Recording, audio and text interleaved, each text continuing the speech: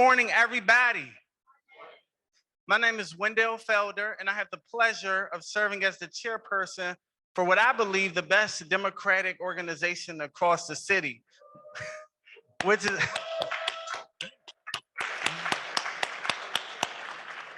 is the Ward 7 Democrats organization.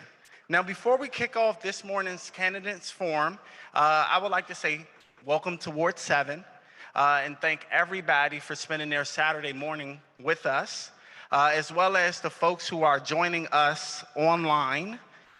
Today's candidates forum is part 2 of our 2-part candidate series. For those who are aware, last week we hosted individuals who are running to be the next council member at large, as well as the chairman of the DC City Council. And this morning, you're going to hear from candidates who are running to be the next Attorney General of the District of Columbia. And in the afternoon, you guys are going to hear from individuals who are running to be the next mayor of the District of Columbia. So at this time, I want to take a quick moment to acknowledge all of the candidates who are running for the Attorney General's office. So with that being said, I want to acknowledge Brian Swabs,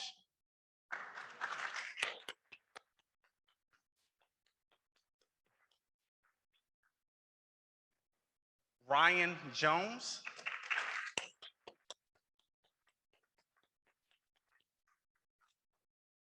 Kenyon McDuffie, who's the current Ward 5 council member,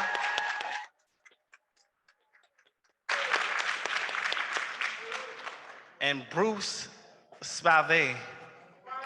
Sorry about that, Bruce Sprava. So thank you all for joining us here in Ward 7. We're extremely excited to hear from you guys and hear what your priorities are if elected. So additionally, by now, everyone should have seen a yellow door hanger in their seats. And I strongly encourage you guys to click on the QR code. And we humbly ask if you can make a donation to the Ward 7 Democrats organization. To have events like this, everyone knows it takes money, but we want to continue to provide quality service for all of our members. Furthermore, I would like to take a moment to recognize and thank all of our sponsors. So I want to start off with John Capozzi, who provided the light refreshments, the breakfast. So John.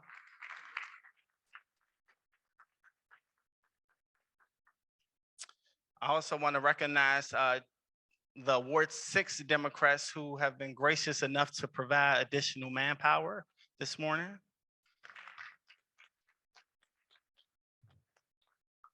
We also want to recognize Black Dreamers. They are young men. They go to Ron Brown. They're 16 years old, and we want to support them. BMS Realty Group. Around noon, we're going to have a food truck, Jerk at Night. So we want to recognize them as well.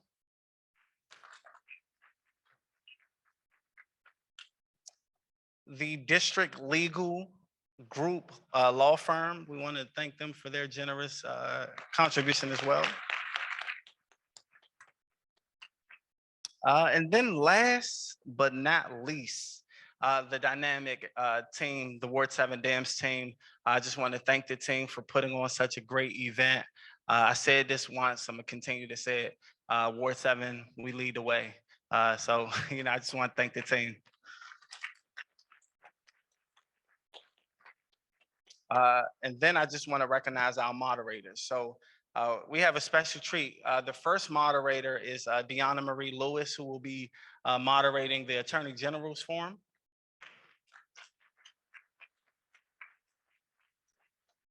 And then the second moderator for the day will be Kwame Brown. So before I turn the program over to the moderator, I just want to go over some quick housekeeping rules. Number one, I strongly encourage folks to wear your mask. We still are in a COVID environment, and we want to make sure that we're creating the safest environment possible. Additionally, if you can keep side conversations to a minimum, that will be great. And then last but not least, if you can just be respectful of others. So with that being said, before give the floor to the moderator, I just want to briefly introduce her. So Deanna Marie Lewis is a third generation native Washingtonian, a product of DC Public Schools, and the founder of the District Legal Group. As a DC and Maryland's licensed trial attorney, she manages an active litigation docket in all areas of civil rights law, labor and employment law, contract litigation, and business law, and manages federal equal opportunity or employment opportunities matters nationally. Deanna represents clients in trial, administration hearings, and mediation before state and federal courts and administrative agencies. Additionally, Deanna was appointed to the DC Board of Elections by Mayor Muriel Bowser, and her appointment was unanimously confirmed by the DC City Council on June 5th, 2016. Deanna was the youngest person to be appointed to the DC Board of Elections as a commissioner in the history of the District of Columbia. In 2019, upon completion of her term of the DCBOE, Deanna was again appointed by Mayor Bowser and confirmed by the DC Council to serve as a member of the DC Office of Employment and Appeals. Deanna is an award-winning attorney and a recognized local and national leader who passionately serves her community and professional organization. Deanna holds many prominent positions in Washington, D.C. Deanna and her casework has been featured on various media outlets to include ABC 7, Good Morning Washington, Fox 5, NBC, NBC World News, WUSA, Roland Martin. I think you guys get the point. This young lady is going places. So with that being said, Deanna, the floor is yours. Kick us off. Thank you, Mr. Chair. Good morning, Ward 7. Good morning, Ward 7. I know you all are a little bit more excited than that. Good morning, Ward 7. All right. What a great and beautiful morning we have here, right here in the District of Columbia. I walked in this morning and I was very excited to see all of the enthusiasm out front, all of the energy in here, and we are going to have a phenomenal panel discussion this morning. Thank you for joining the Ward 7 Democrats for the first in-person forum of this election season for the Attorney General race. We understand, and this is to our candidates, that you are out there blazing the campaign trails. And we really appreciate that you all have taken time out of your busy schedules to be with us, voters, here this morning to talk about why you should be the next Attorney General. Let's give a round of applause for our candidates on the stage this morning.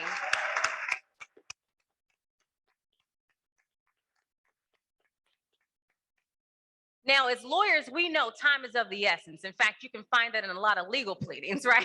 And since we are a few minutes behind, there are just a few overview of the ground rules we want to go through. So our candidates will be afforded an opportunity to make opening statements, no more than 3 minutes. We do have a timekeeper. Madam Timekeeper, can you please raise your hand?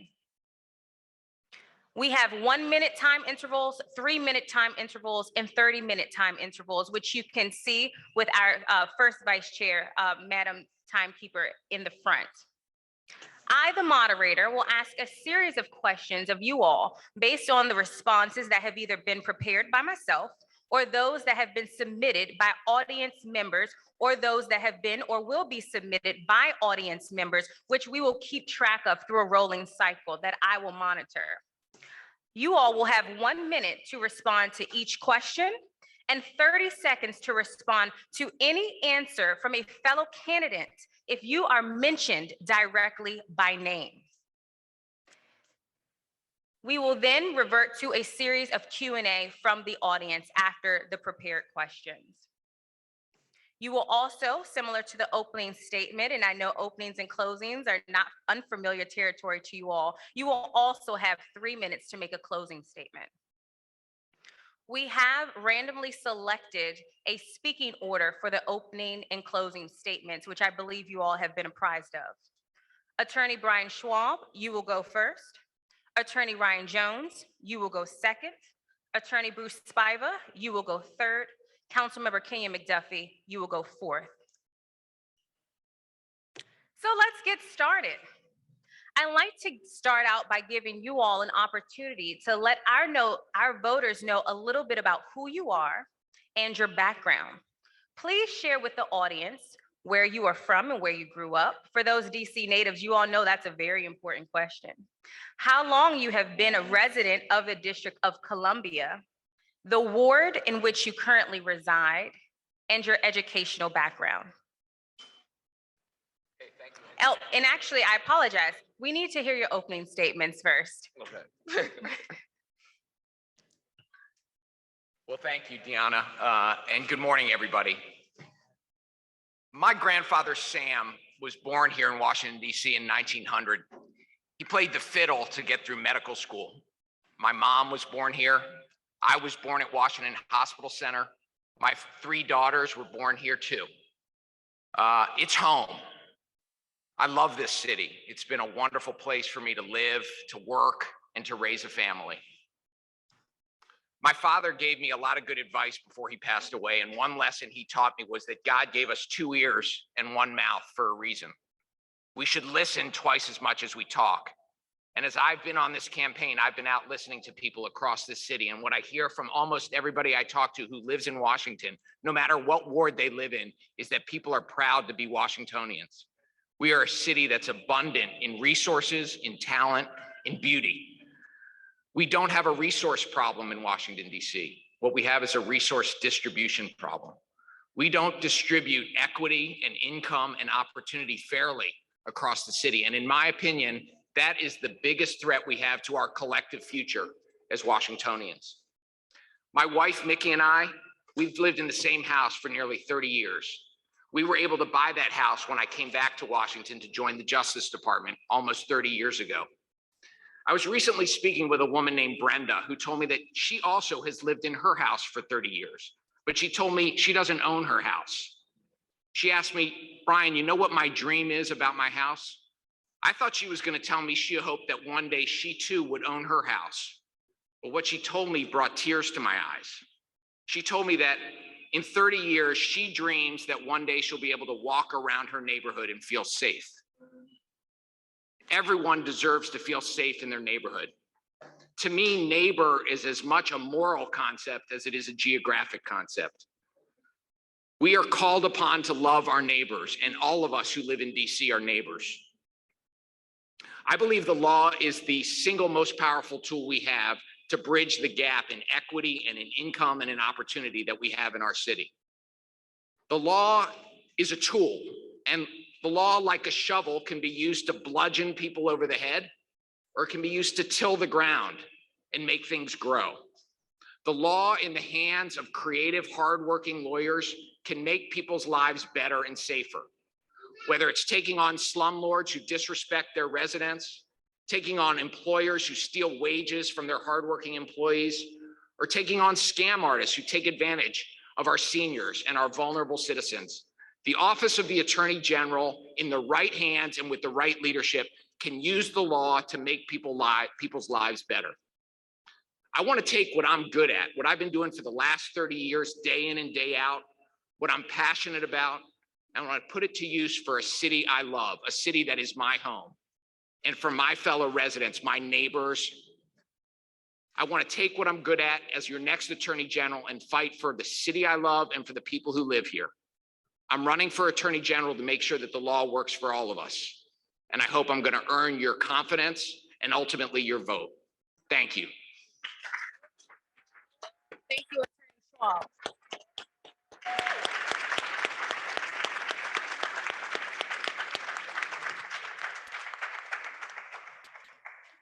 Attorney Jones, you have the floor. Good morning, everyone.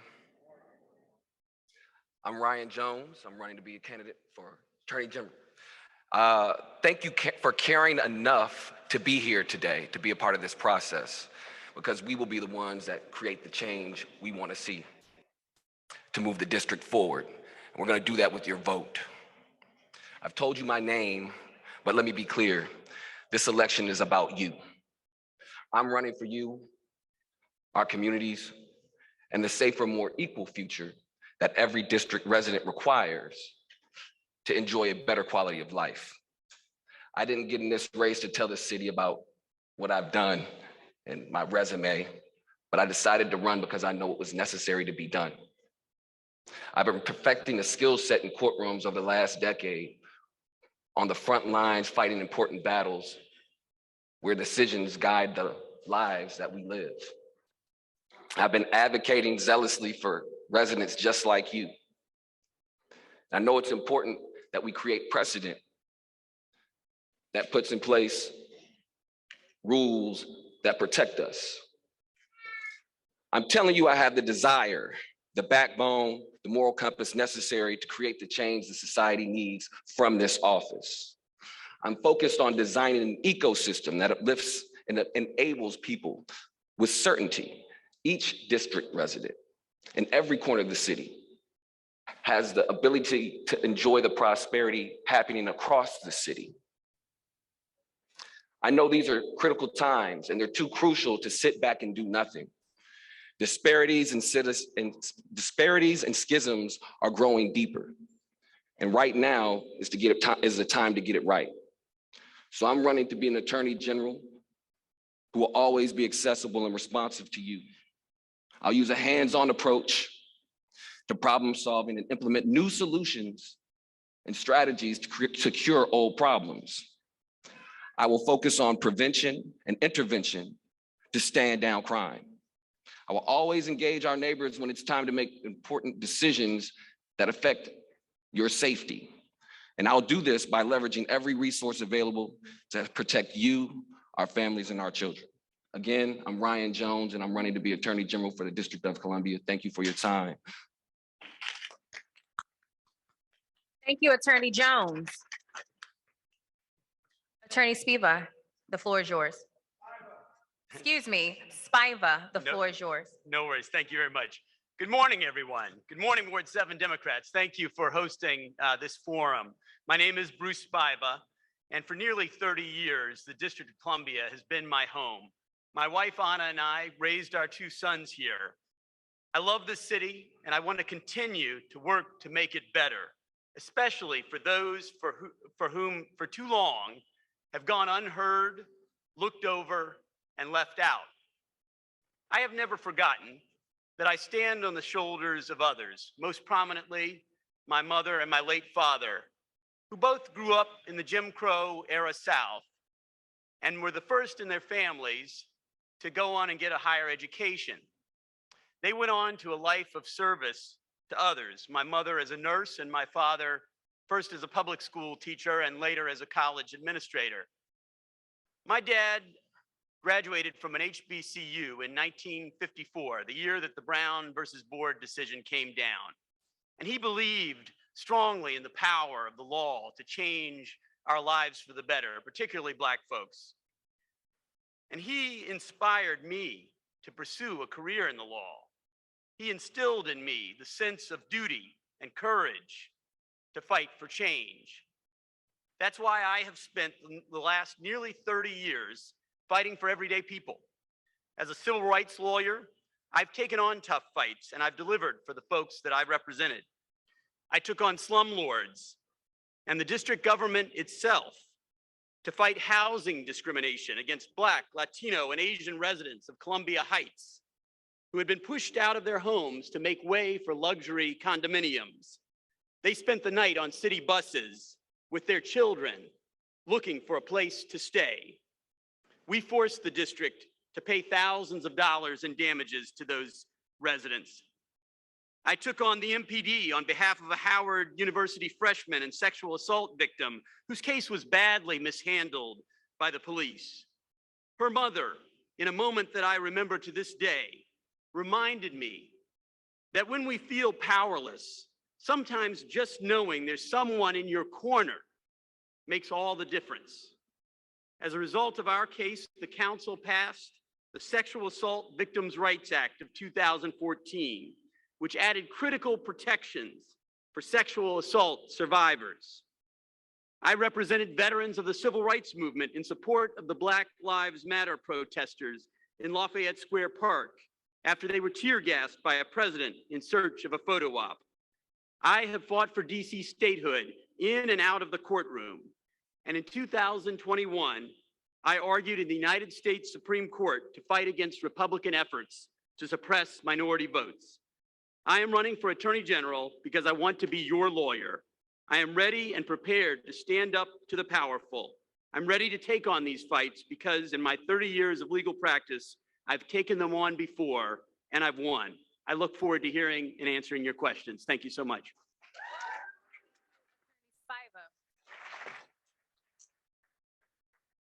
I just wanted to note, because I saw some looks, in the event that someone is finishing their final sentence, I will not interrupt them if their time has expired, just as a professional courtesy. Councilmember McDuffie, the floor is yours.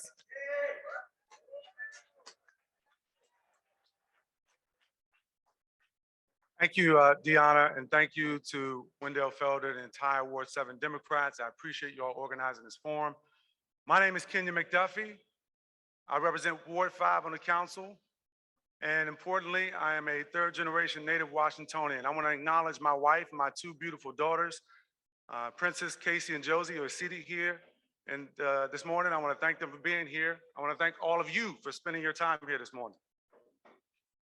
I grew up in a small neighborhood in Northeast DC called Stronghold.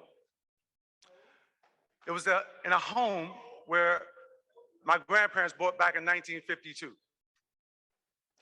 I grew up in the 1980s, 1990s, which were some really tough times in our city's history. If you were here, you recall, national media referred to us as the murder capital of the United States. I grew up during those times when there was a crack epidemic affecting cities around the country, and DC was no exception. In my small, close-knit, blue-collar neighborhood, my family, my parents, raised my brothers who are here today, thank you for being here, my sister and I, to respect our elders. They raised us to value education, hard work, and sense of community. Those are the same values that Princess and I are still in our daughters, as we live in that same house that's been in my family for 3 generations. I'm running for Attorney General. Why? Because as a young person growing up in the District of Columbia, far too many of people like myself thought that justice was elusive. We didn't really see the opportunities flowing into our communities. In fact, we saw people addicted, suffering, struggling to make ends meet.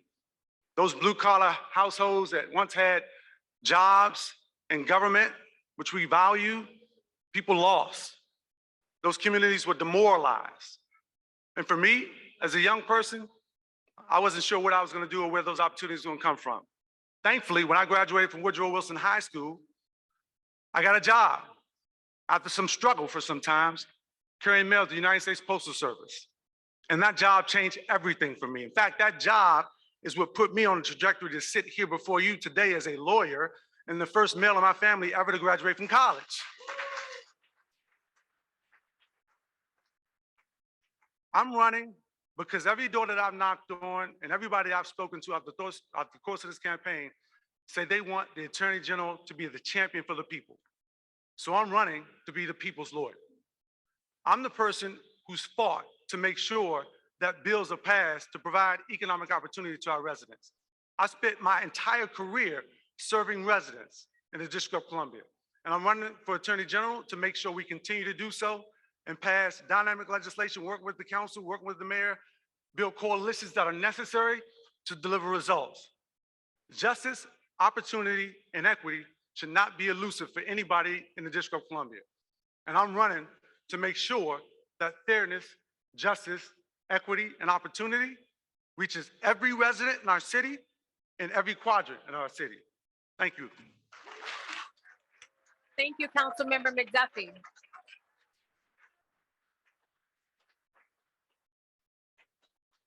Now, you all have covered some of my initial preliminary questions that I had, so thank you for that in your opening remarks. What some of our voters would like to know briefly is what is your educational background? Madam Moderator, are we going in the same order each time, or does it? Sure, just for efficiency, that would make okay. a lot of sense. Sure, Yes. sure. So I graduated from Duke University and I went to Harvard Law School. I clerked for a judge in Baltimore, a federal district court judge. And after I finished that 2-year clerkship, I came back to Washington, joined the Justice Department of the United States. Thank you. Attorney Jones. Got a college scholarship. Got a college scholarship to play basketball at Elon University, where I played for 2 years, transferred to Stony Brook, finishing out my playing career. Took some more time to play ball before I decided to go to law school, where I graduated in 2.5 years from Southern Illinois School of Law. I decided that wasn't enough education, so I went and got an LLM at GW in intellectual property. During that time, a friend of mine came to me, said, I need some help.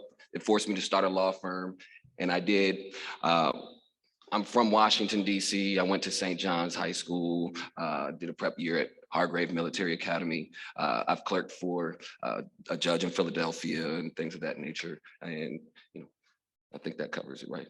Thank you. Attorney Spiva. Thank you. I went to public high schools and primary schools, and then went to Yale University, majored in history, focusing on African-American history. I then went to Harvard Law School with Brian over here, and graduated in 1992. And then I went out and clerked for an African-American judge in the Ninth Circuit in Seattle for a year, and then came to Washington. I've been here since. Thank you. Councilmember McDuffie. Thank you for the question. I was educated right here in the District of Columbia. I went to Shade Elementary School, and my parents wanted more different educational opportunities for my brothers and I. And so my mom, who worked at the federal government, took on an extra part-time job working at Hex company, if you all remember Hex, over in Silver Spring. My dad graduated from Bell Vocational School and became an electrician. He worked for DPW, for our city government. He took on an extra full-time job cleaning buildings at night, and they sent us to St. Gabriel's over in Northwest, and then to St. Anthony over in Brookland. I went to Archbishop Carroll for a couple of years before I went to Woodrow Wilson High School. So I'm a proud Tiger. But when I graduated from Woodrow Wilson High School, I didn't really see an opportunity or pathway to college. And so I worked myself, selling ice cream at the zoo before I got that job I told you about at the Postal Service. I worked after graduating from Howard University. I started off at UDC, mind you, had a few unsuccessful stints at UDC, but then the third time was a charm. After I saved up enough money working at the Postal Service, I went back to UDC, transferred over to Howard University, and graduated in the top 5% of my class with a degree in political science, community development. I then worked for Congresswoman Eleanor Holmes Norton for a year before I went to law school at the University of Maryland and became a law clerk for a judge in Prince George's County, assistant state's attorney in Prince George's County, and then got my dream job at the United States Department of Justice as advisor to Ward 7's own, the late Paul Quander, when he was deputy mayor for Vince Gray, and then eventually ran for office and became council member Ward 5. Thank you, Councilmember McDuffie. I'll replace my next question with one from the audience, which quite frankly seemed a little bit more well-written than the one I was about to ask. The job of the Attorney General requires strong courtroom skills. Can you talk about your tactical courtroom experience? Attorney Schwab, you have the floor.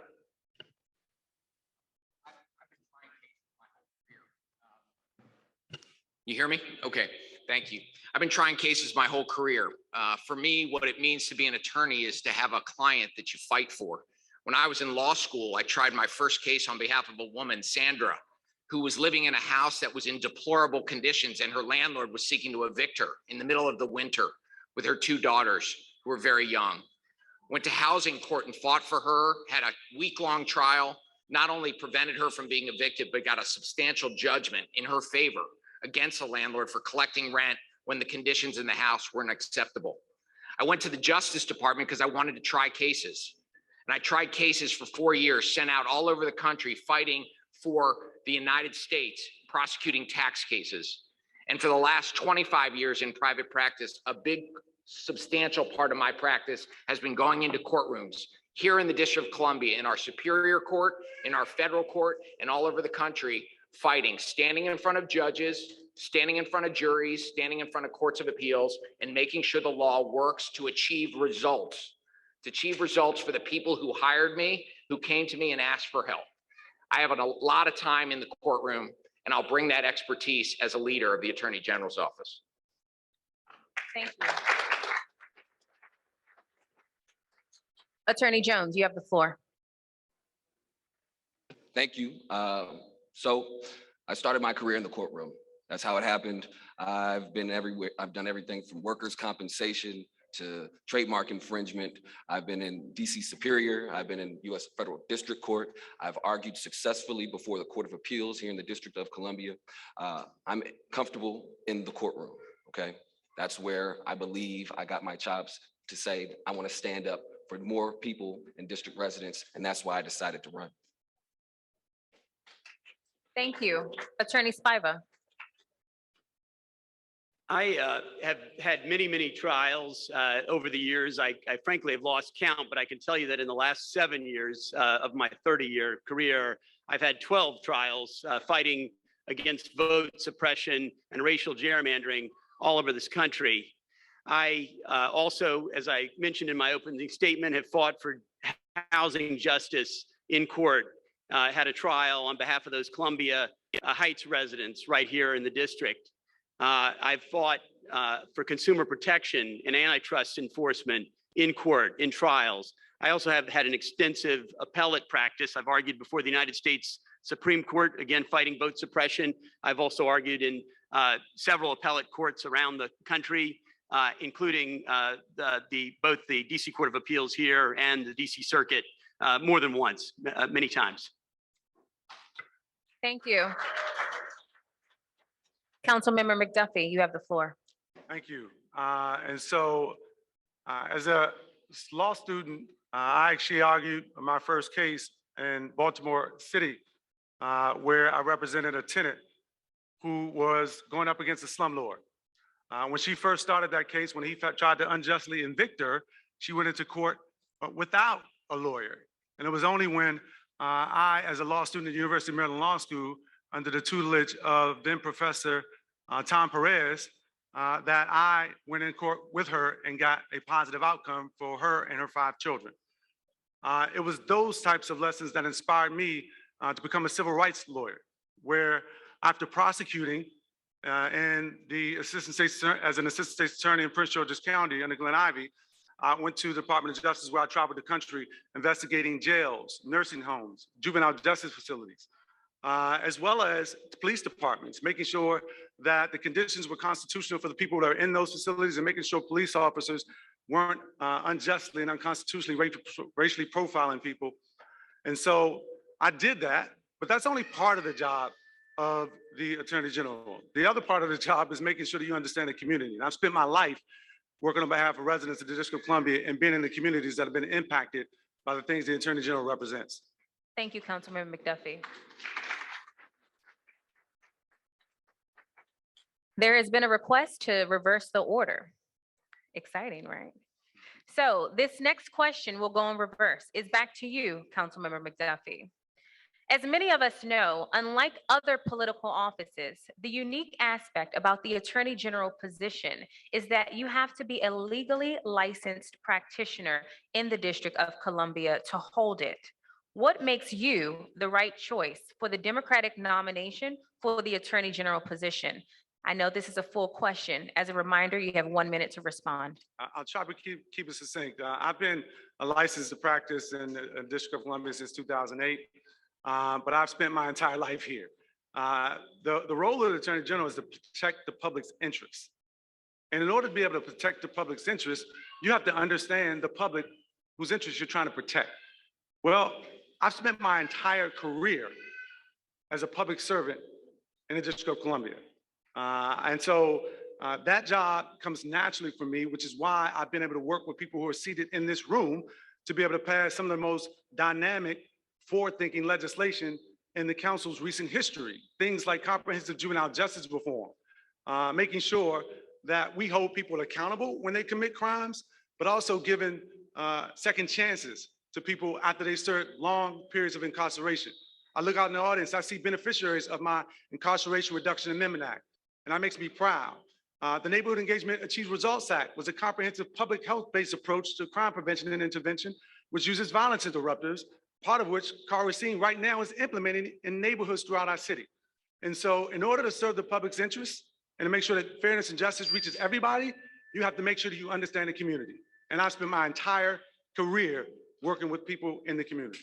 Thank you. Attorney Spiva, you have the floor. Thank you. I think there are several critical elements that are important to being an effective Attorney General for the people. One, I think you have to have concrete management experience. It's an office of 700 professionals. I sat on the executive committee of my law firm that I recently left, a firm of over 1,200 lawyers. I was the office managing partner of the Washington, D.C. office. I also formed my own firm for over 11 and a half years, where I fought for everyday people doing consumer class actions. And that's some of the best management experience you can get. I also have a lot of the type of experience I've had in the courtroom that I mentioned: housing justice, fighting for consumer protection, antitrust. That's the type of experience that allows you to inspire and to supervise and get the most out of the attorneys who work in the office to fight for the people. And it will prepare me well to be effective in fighting for those things I've mentioned: housing justice, criminal justice reform, and fighting against wage theft. Thank you. Thank you. Attorney Jones, you have the floor. You are the people's attorney. You step up and you advocate zealously for the residents of the district and the District of Columbia in courtrooms and in administrative agencies. That's what the Attorney General does. So what you do is you stand out and defend the district.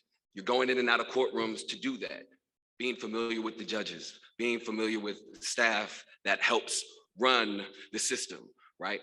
And the Attorney General is the leading law person, the top legal mind in the District of Columbia that can affect change and culture of the law, which is why I'm running. Because right now it's too important to sit back and assume that because a person has some experience, that they have the courage to do what's necessary to really create the change. And that's why I'm running for Attorney General, and that's what the Attorney General can do in the District of Columbia. Thank you. Attorney Schwab, you have the floor. Thank you. So to answer the question, I've been licensed to practice law since 1992 here in the District of Columbia, in Maryland, and in Virginia. For nearly 30 years, every day, actively involved in the practice of law, representing clients in the most important issues that they have in their lives, putting the law to work to make people's lives better and to achieve results. I think there are three really important things to think about when you decide who you're going to hire to be your lawyer. Experience matters. This is not a job for on-the-job training. It's a job for real lawyers who come into the position knowing how to use the law to make people's lives better. Second, leadership. Leadership matters. I've been engaged as a leader in my law firm for the last 10 years, a firm of more than 1,000 people, recruiting people, mentoring people, setting strategy and vision. And third, independence matters. We have an independent Attorney General for a good reason. I'm not a politician. I'm not an insider. I'm a first-time candidate. But bringing an independent mind from the private sector is critical for the leadership of this office.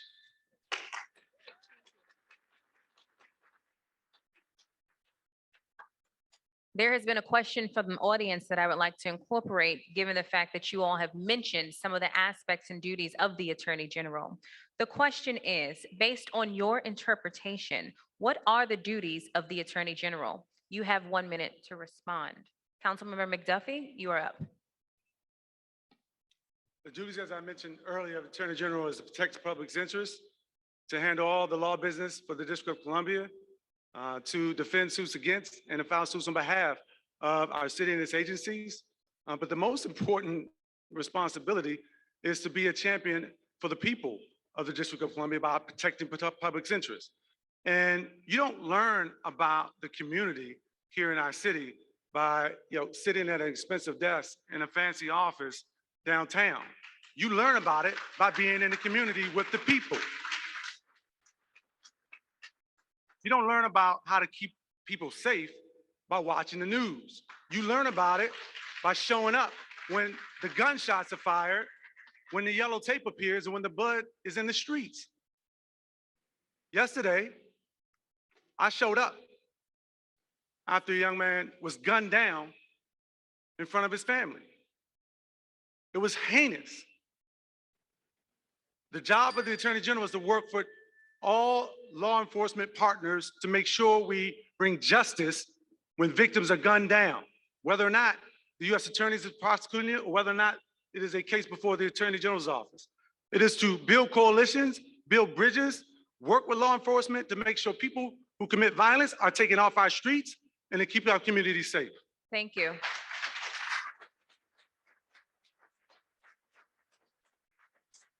Attorney Spiva, the floor is yours. I view the Attorney General's office as a large public interest law firm that represents the interests of you, the people of the District of Columbia. It has a public interest mission, and it involves a wide spectrum of issues: criminal justice reform, housing, wage theft, environmental justice. These are not easy issues, and it takes someone who has been there in the trenches and litigated against powerful interests, maybe without the same types of resources that those interests have, and achieved results. That's what it takes to be able to be effective in the job, to achieve results for the people. And I've been there in the community too. I've been a longtime fighter for DC statehood. I've been arrested for the cause. And also those people I talked to you about fighting for in Columbia Heights, I was with them in the community. I saw the conditions that they had to live under and the damage that they suffered. Thank you. Thank you. Attorney Jones, you have the floor. The Attorney General prosecutes juvenile offenses and adult misdemeanors. The Attorney General guides the district government, advises the mayor, advises government agencies, making legal interpretations. It does public advocacy, stepping out in front of public interests. The Attorney General's office also steps in and provides programming and funding for certain issues that are germane to the district government and the safety of the district. So that's what the Attorney General does in the District of Columbia. And how I will use it is to cure culture. Make sure we're not talking about the same things we're talking about right now being injustices in years to come. Thank you. Attorney Schwab, you have the floor. Thank you. You hear me? Okay, here we go. Thank you.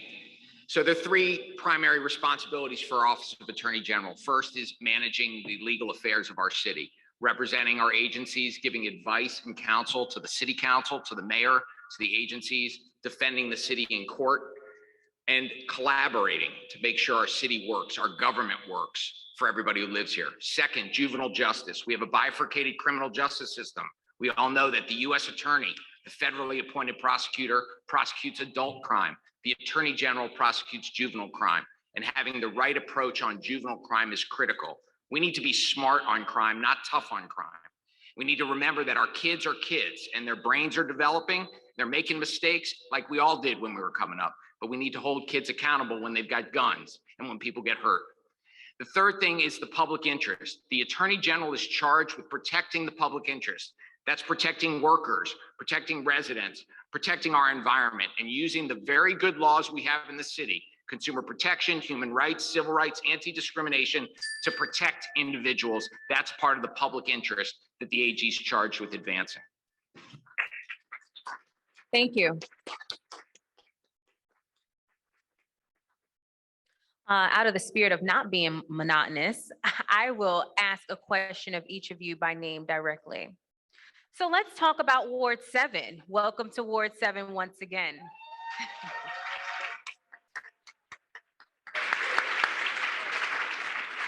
Now, one thing I think we would all agree, in our respective wards, we love our ward, right? And we want to know, when people come to our house, what can you or have you done for me, and can you do for me? So let's address the elephant in the room. What work have you done in our community here in Ward 7, and how have you worked to make it better? Attorney Spiva, this question is for you first. Thank you. I have, as I mentioned, been involved in the fight for DC statehood and local autonomy for decades now. I was proud to be among those who were arrested in an act of civil disobedience, I should say, these days. And that's something that I think helps people in all wards of the city fighting against our colonial status that we live under and that affects each of these problems that we've been discussing. Second, I sat on the board of the DC Bar Foundation, which funds legal services for low-income communities, and particularly in Ward 7 and 8. And I've visited with community-based organizations in Ward 7 and Ward 8 and elsewhere and supported their efforts to provide low-income services to individuals. As I mentioned, I have fought for housing justice. That particular case was not here in Ward 7, but it struck a blow against people, slumlords, who keep their buildings in disrepair in order to push low-income people out of the city. And I know that's something that's happening here in Ward 7. Thank you. Attorney Schwab, this next question is for you. Thank you. So look, to answer your question, I wouldn't come into Ward 7 and profess to tell you what I'm going to do. I'm going to sit and listen to you and learn what is the most important concerns on your mind and put the law to work. I need to listen more than I talk. But I will tell you this. I was at the Ward 7 Education Committee meeting a couple weeks ago, and I listened, and I think from what I'm hearing that the key concerns in Ward 7 are at the intersection of education and economic development. There are too many resources that are not brought into Ward 7 to help kids in schools, too many kids feeling unsafe on the way to school. There are not enough resources helping kids when they're coming up, but there are also too many resources going out of Ward 7. There are too many kids that are spending time on the bus and on the train because their families don't feel safe sending them to school in the neighborhood. So they're spending hours on the train when they could be at home, doing their homework, learning an instrument, playing a sport. So I think the issues around education and around resource allocation are key to Ward 7. Thank you. Attorney Jones, this question is now for you. I got a call this past summer. Someone said, the Office of Tax and Revenue was going to tax their property extra because it was considered blighted. So they asked me to step in on their behalf and fight for them.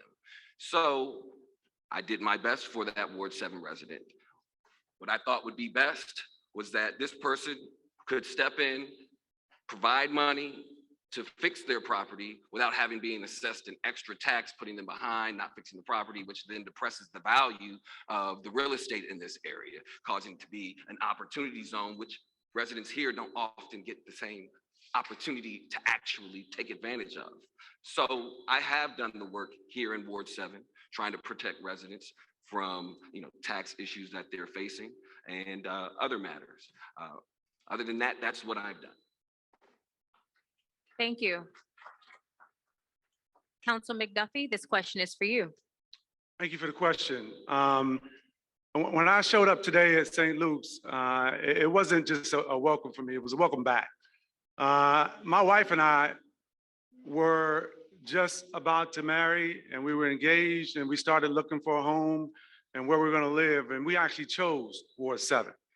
And so we bought a house right around the corner at Marshall Heights. It's the house where my older daughter, Casey, was born.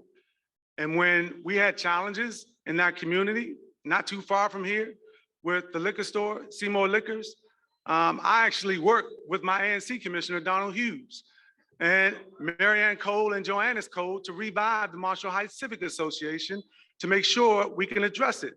And as a law student, I wrote one of the first voluntary agreements to make sure that we were doing what needed to be done at Seymour Liquors. And so I've been showing up in Ward 7 well before I was a lawyer and well before we arrived here today. And so I'm going to continue to show up for Ward 7 when we pass legislation, working with Barbara Morgan, working with Yvette Alexander, working with others, because I show up and ask what you need on a regular basis, not just when I'm running for office. Thank you.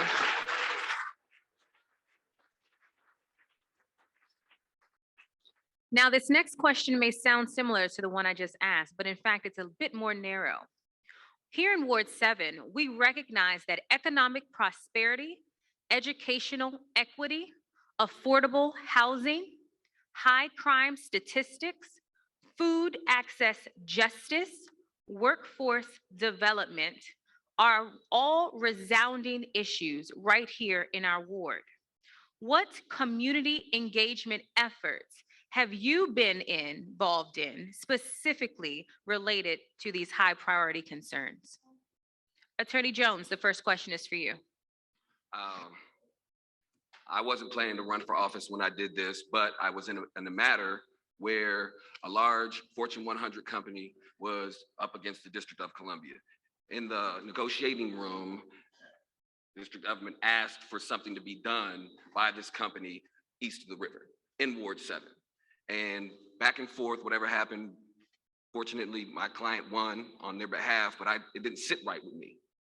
So I was paid, and I decided that I would give back to Ward 7 by providing some gift cards to some young folks through the Marshall Heights Recreation Center. That's just what I did. It's a real story. It's true. It happened. It wasn't for this, but I appreciate the question because this is just what I've done. I thought it was necessary, so that's what I did. Thank you. Thank you. Council McDuffie, this question is now for you. I work with residents in Ward 7 and other residents throughout the city to deliver results for communities across the District of Columbia as council member. When it comes to criminal justice reform, I've worked to author the Comprehensive Juvenile Justice Reform. I've worked to author and pass unanimously the Neighborhood Engagement Achieve Results Act, or the NEAR Act. When it comes to housing, I realized that we needed to have more funding, and so I authored a bill that requires 50% of all our surpluses, after we count for our reserves, 50% gets dedicated to the Housing Production Trust Fund.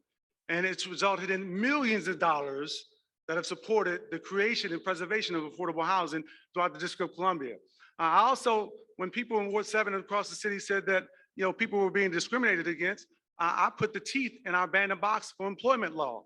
I created and authored the bandit box for housing law. When it comes to equity and economic development, I put funds to help to, okay, all right, I'm gonna stop right here, but I'm gonna come back and finish the rest of that answer at some point in another question.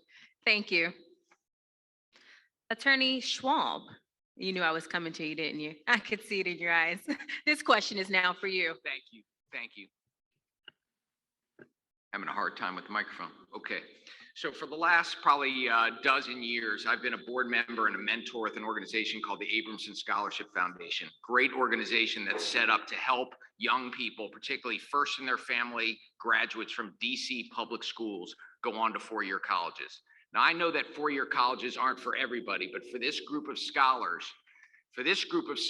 they have their eyes set on going to four-year colleges. The Abramson Scholarship Foundation has a track record of helping those young scholars graduate 4 or 5 years at a 91% rate. Compared to what's happening around our country in terms of kids finishing school, that's an extraordinary stat. And I've had the great privilege of having a mentee. My mentee's name is Deontay. When he was 15 years old, he was shot in the neck and paralyzed. And thank goodness for him and his wherewithal, he's going to graduate from Morehouse this spring with a degree in business. I have seen what happens when young people have mentors and people who believe in them and their future and let them see what their future can be. Thank you. Attorney Spiva, you now have the floor. I guess I'll answer it in two parts. In my practice over the last 30 years, I have fought for affordable housing. I've fought for consumer protection. I've represented labor unions, obviously, which supports workers. And I think that that well prepares me to take on these fights for Ward 7 and the rest of the city in terms of the consumer protection experience, fighting elder abuse and financial abuse, and last dollar and payday lenders, and fighting for affordable housing. I also will fight wage theft. As I said, I believe in the labor movement. I've represented labor unions, and my experience in my own firm with my own money, taking on these types of big fights, complicated fights that require experience, I've achieved those results, and I'll achieve them for the district. Personally, I also have tutored young people in the city. I have, as I said, been on the DC Bar Foundation's board, and I've also supported financially many organizations that do good works. And when I've been in a position of power, like when I was the office managing partner, I made sure that those institutions also put their money where their mouth was and put that money into the community. Thank you. Let's now talk about public safety. It is no secret that crime is on the rise in the district, and not just east of the river, such as in Wards 7 and 8, but across all 8 wards. How will you, as the Attorney General, use your office and its existing programs to combat this crisis? Do you have new ideas for crime intervention that you would like to see implemented? And if so, what are they? Councilmember McDuffie, I'll turn to you. When I was 22 years old, back in 1998, I lost a friend of mine to gun violence. And just a few months later, I lost another friend to gun violence. I carry that trauma with me still today. And it's that prism that I saw back then, I still view my work on the council, and I will view my work as the Attorney General. And it's one of the reasons why I worked to pass the NEAR Act. When I took over the Judiciary Committee in 2015, I sat down with people who have been doing the work. Trayon White, before he was on the council, Ron Moten, Silas Grant, Tony Lewis Jr. And I work with advocates to make sure that we scoured the country looking for evidence-based, data-driven solutions. The NEAR Act is a landmark bill that people around the country have been asking us about. It's what established the Office of Neighborhood Safety and Engagement. It's what established the Office of Violence Prevention and Health Equity. It's what established the policy that we're going to supply our MPD law enforcement with mental health experts to accompany them when they arrive on scene when somebody's suffering from a mental health challenge. We work with people in the community to get that done. And as the Attorney General, I'm going to continue to work with Ward 7 and people across the District of Columbia to keep you all safe. Thank you. Attorney Spiva, you have the floor. Thank you. Part of the question was, what would you do with the resources that you have? And the first way that I would answer that question is, I think I view these problems as holistic. And so I would try not only to work with the resources within the OAG, but to partner with other agencies that provide the necessary services to prevent crime in the first place, such as mental health counseling and intervention, such as drug and alcohol counseling. We've got young people who are suffering from tremendous trauma, from being witness to violence and from the pandemic itself. And we need mental health counseling and intervention. And so I would try to take a holistic approach and partner with other agencies. I support a lot of the programs that have been implemented in the last few years in terms of violence interruption and diversion from the courts, but there's a lack of coordination, and I would try to bring more of that to the problem. Thank you. Thank you. Attorney Schwab, you have the floor. So look, The crime issue and the guns in our city, it's on everybody's mind. Everybody I talk to, it's the #1 issue that people want to talk about in terms of public safety. We cannot arrest or prosecute our way out of the crime problem in our city. There's not enough resources to do it. We need to invest in people earlier on to make sure that we keep them away from the criminal justice system. And there's no question that we can do that through a community approach. The AG's efforts on community violence interruption is important, and I would continue that.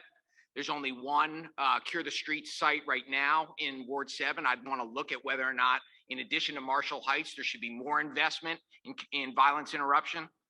So crime is a big thing, but there's another big issue about public safety, about your question of what I would expand into, and that's traffic safety. Too many of our young people are being hit while they're walking or riding their bikes, and I can tell you that happens a lot more in Ward 7 and Ward 8 than in Ward 3 where I live, and that's not right. As Attorney General, I put some emphasis behind our traffic laws and the ability to prosecute people for violating laws with driving while they're under the influence, driving too fast, and speeding through highways where kids are walking or riding their bike to and from school. Thank you. Attorney Jones, you have the floor. I think that we need to create access to resources on a 24/7 basis. It'll create jobs in the process. People need to be able to get into schools. People need to get into rec centers. You need to give people productive things to do and have oversight. Talking about safe passage to and from school for young people. We're talking about, there's new bases for violence happening right now. You have to understand where the violence is coming from. PPP fraud has led to gun violence in ways that are pouring out in streets, in metro centers, in front of restaurants. And you have to know that what's going on in order to stop it. So we have to look at trying to get people actual money in their hands. The war on drugs has failed. The war on drugs, as we know, doesn't stop anybody from being put in the grave, from stopping people from using drugs, or people that are involved in the industry. So we have to find a new way to create and stem violence through, how we regulate the illicit drug industry. That'll stop crime. There are other things that we can do, and I would implement. Thank you. Next question. With respect to the criminal offenses that the Office of the Attorney General has jurisdiction over, what strategies would you employ through your office to assist with the reduction of recidivism and ensure that members of our returning citizens community are not disproportionately targeted by law enforcement? Attorney Jones, you have the floor. Thank you. So expungement programs are critical. We need to have them in our courts. We need to have a clinic weekly or daily so that these folks who are being charged, they can go out and get a job and have productive things to do, so they're not running up against the same problems that they're facing, right? Create a cycle. You have to break that cycle. The programs necessary to,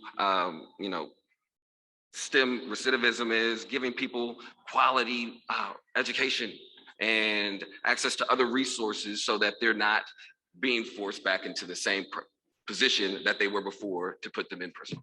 So that's what I would do. That's what I would focus on. And that's what I would enable as Attorney General. Thank you. Councilmember McDuffie, you have the floor. When I was growing up in the District of Columbia, I told you earlier I got a job at the Postal Service. What I didn't tell you is that a bunch of people in my neighborhood went over to the DC Army to take the civil service test. Sadly, I was the only one of my friends who got that call back and got that good government job that we aspired to get growing up in the city. And many of my friends, without a choice and without opportunity, sold drugs in our neighborhood. Some of them went off to prison, some of them died in our streets. The ones who came back from periods of incarceration struggled to find employment, right? That informed my work as a council member when I put the amendment that put the teeth into the abandoned box law for employment, to make sure that when employers are reviewing your credentials, they can't look at your record until they offer you a conditional offer of employment. It's why I did abandoned box for housing, making sure that people have opportunities to survive in a city that is increasingly becoming more unaffordable has been a priority for me throughout my council tenure. And as Attorney General, we're going to make sure that we're working with the agencies like the Human Rights Office to make sure those laws are enforced. I've written those laws. Who better to enforce those laws as your next Attorney General? Thank you. Attorney Schwab, you have the floor. So look, we know back in 1997 when we had the control board that we gave up control of having a prison. We had a prison in Lorton where people who were part of our community when they were locked up were close by their families and their communities. And instead, as a result, our members of our community got sent all over the country as part of being part of the federal prison system. And when that happens, connections with family and community were broken. When people return home, they need resources to reintegrate, to get back to independent living. Because if you don't give people the tools to live independently, what do you expect is going to happen? They're going to recidivize. They're going to go back into places where they're not living independent, productive lives. It's basic blocking and tackling when people come home for our returning citizens. Driver's licenses, housing, employment opportunities, opportunities to actually go and live independently. We need to introduce smart thoughts, proactive thoughts, which we're doing in this city and we need to continue doing to make sure that when people return home, they get a fair shot at returning to society. Thank you. Attorney Spiva, you have the floor. Thank you. And I invite everyone to look at my website because I have a lot to say on there. And I've consulted with experts at PDS about this Public Defender Service here in the district. When someone has a record, it affects their ability to get a job. Sometimes it makes it impossible. It affects their ability to get certain government benefits like public housing. And so we're creating a revolving door when somebody's paid their debt to society and they come out and they still have this black mark on them. And so I think when someone has paid their debt to society, they are entitled to a record clearance. And I will ensure that the Office of Attorney General actually affirmatively acts to try to help people get that rather than waiting for them, because the rich people, they know how to go out and get that clearance, get that expungement, send a lawyer to get it. But the poor, the black and the brown don't have that. And when I'm Attorney General, that's going to change. Thank you. I will now incorporate a question from the audience related to public safety. Do you have a plan to prosecute sex trafficking rings and address the continued increase of missing and exploited children here east of the river and throughout Washington, D.C. as a whole? Attorney Spiva, this question is for you first. I believe that adult felonies should be prosecuted by the Office of Attorney General. That was one thing that I wanted to say in response to the last question. Right now, the office only has jurisdiction over juvenile offenses and certain adult misdemeanors. And so I would like to see a time when we had the ability to go after those types of rings. And certainly I would do anything under my authority to go after them. As I've mentioned, I represented a victim of sexual assault, and I'm very familiar with the advocacy organizations that fight this. I'll certainly use any civil jurisdiction that my office has to try to put these types of folks out of business. But I think the real thing that we need, and one problem is you can't reform a part of the criminal justice system that you don't have any control over, and that's a badge of our colonial status as a non-state, is we've got to get control over our adult felonies. Attorney Jones, this question is for you now. Like I've said earlier, we need oversight. We need more protection for our young folks. We need people having safe passage to and from school. When I mentioned having 24 access to resources, open up schools, that's where people are getting their lunches from. That's where people are getting their education from. That's where people are getting their protection from, by having adults active. And that then puts adults in who need jobs back into jobs. So you're actually creating the ecosystem and the infrastructure that isn't here, and the government's supporting it, because we have to lift up people right now. We're talking about creating individualized education programs, right? Not everybody learns the same. We're now just coming out of COVID where people were, 9 to 5 was eviscerated. So we need to come up with creative ways and nuanced ways to educate and protect folks by having people around so that these awful things aren't happening. People aren't going into the illicit streams of industry like prostitution and sex rings, things of that nature. Thank you. Councilmember McDuffie, this question is for you. Thank you for the question. As the chair of the Council's Committee on Judiciary, I worked with advocates for survivors. I worked with the Metropolitan Police Department, as well as others in our public safety cluster here in the District of Columbia, including our federal partners, to make sure that we passed and implemented SAVRA, the Sexual Assault Victims' Rights Amendment Act of 2014. And that is absolutely essential. Key in that bill's success was coordination and conversations with everybody who has a role or responsibility to keep people safe in the District of Columbia, even where we don't, as the Attorney General's office doesn't have the authority to prosecute serious felonies by adults. It is important that the Attorney General work with the United States Attorney's Office. It's important that they work with CISOs, to support that they work with Pretrial Services Agency and all our law enforcement partners to make sure that we're keeping people safe in the District of Columbia. And I commit to you that I've done that as council member and will do that as the next Attorney General. Thank you. Attorney Schwab, this question is for you. Thank you. So while it is true that our U.S. Attorney's Office has prosecutorial authority over the adults that are exploiting kids, the Attorney General has an important role to play in cooperating and facilitating how we bring people who exploit our kids anywhere they grow up to justice.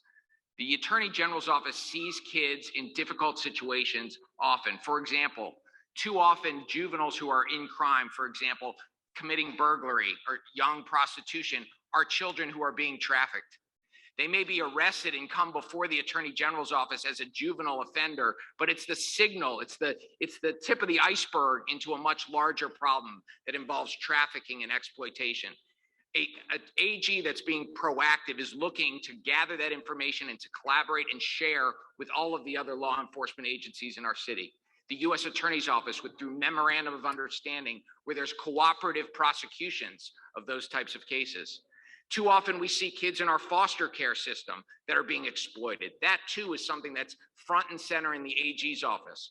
So it's not enough to say I don't have the prosecutorial authority. It's to take the information we see as AG and put it to work to make sure we protect kids from being trafficked.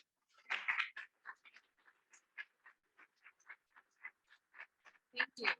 In the interest of time, there's so many issues related to public safety that we can continue to explore, but we'll now move on to consumer protection and housing.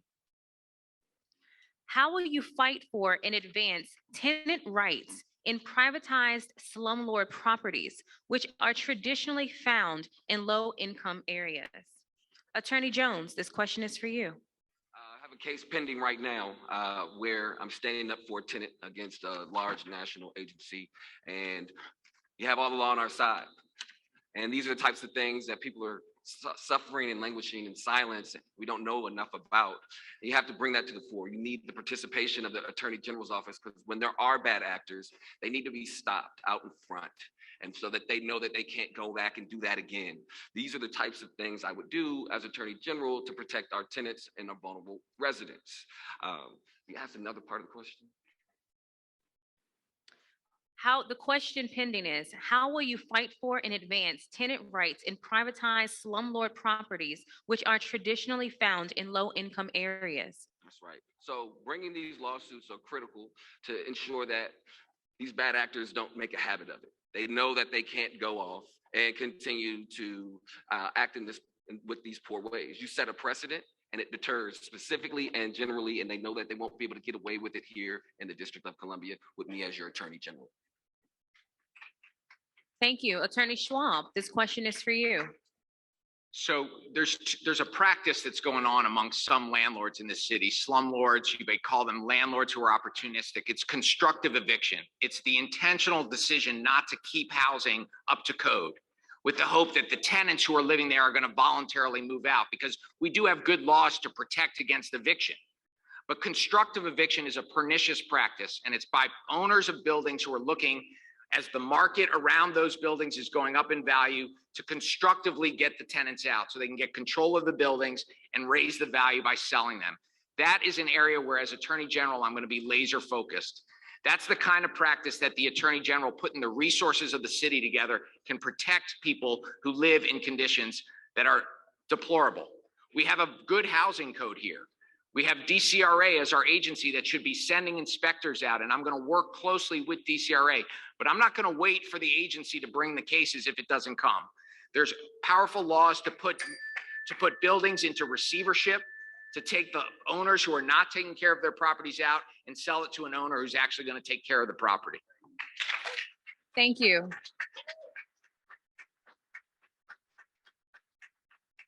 Attorney Spiva, this question is for you.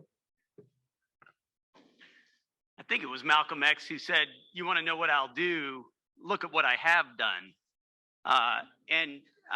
If you want to know what I'll do about slumlords, look at my record about, in fighting, in particular, slumlords, even when they were in league with the district government itself back in the 2000s.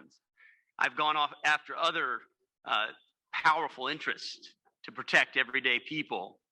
And I will do the same thing as Attorney General.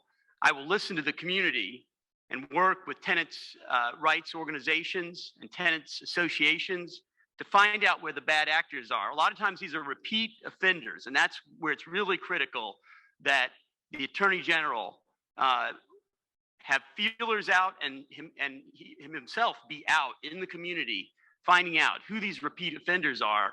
And when we find them, we're going to send them into receivership and make sure they're not owning their buildings any longer. And hopefully, we're going to use our TOPA laws to have the tenants become the owners of those buildings. Thank you. Councilmember McDuffie, the question is now yours. When residents complain about people who are coming home from periods of incarceration being unjustly discriminated against when their attempts to get housing, I work with them, and I authored the Bandit Box for Housing law to make sure that landlords would not unjustly discriminate against returning citizens, and that would look at them and judge them on their merits and make them an offer of housing without looking at their criminal justice background until it was appropriate. I work with tenants who have been unfairly discriminated against and created the expanding access to justice law, because we know 90% of the time those landlords are going to court, they're coming with a high-paid lawyer, right? And mostly the tenants do not have counsel. And so I created that law and expanded it and funded it over time to make sure that when tenants show up, they have a lawyer to fight for them as well. That's what my record is. And as Attorney General, I'm going to pick up where Carl Racine has really built an extraordinarily solid foundation of going after slumlords and making sure that they're holding them accountable. Thank you. I will now incorporate a question from the audience. Currently, there is a lawsuit you will likely inherit, an antitrust lawsuit against Amazon to end its illegal control of prices across online retail market, the retail market. What is your view on this lawsuit, and will you continue to pursue it if elected as Attorney General? Attorney Schwab, I'll turn to you. Thank you. So there's way too much power controlled and consolidated in very few large companies, and it's going to have a very bad effect on all of us as consumers. And the antitrust laws are in place to try to protect us all as consumers. Everybody knows Amazon is the go-to marketplace right now. My presumption coming in as Attorney General is that the lawsuits that our former Attorney General, Carl Racine, and his office have brought are well-founded in the law and the facts, and they've been brought for the right reasons.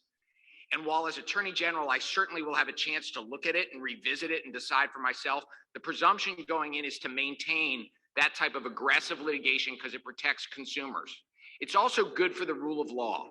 We shouldn't be in a city where we wonder if we elect a different attorney general, are existing lawsuits that are in place going to change?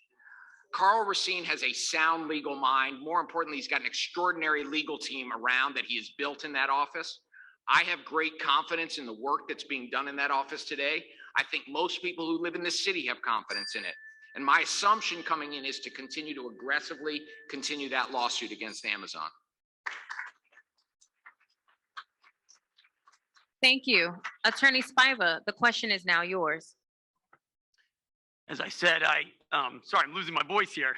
As I said, I am a civil rights lawyer, but I'm also a pro-consumer antitrust lawyer. I brought lawsuits against big oil, against an internet service provider, for antitrust violations and consumer protection violations. And so that's in my DNA, to fight against anti-competitive activity in the marketplace.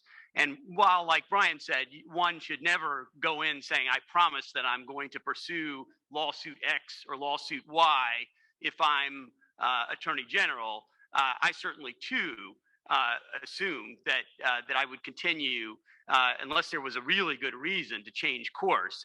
And that's, again, the type of thing that I've been doing for almost 30 years now. Thank you. Attorney Jones, the question is now yours. Thank you. Yes, thank you. So in antitrust law, in this particular matter, we're saying that there's not enough competition. We're saying that they have this unique control over this marketplace, and it's forcing the people who are participating to take less while they get more, right? I thought this case would have been best pursued in federal district court. You know, talking to Carl Racine about it, he mentioned, hey, look, we need to talk about statehood. We need to build up our state laws in this area.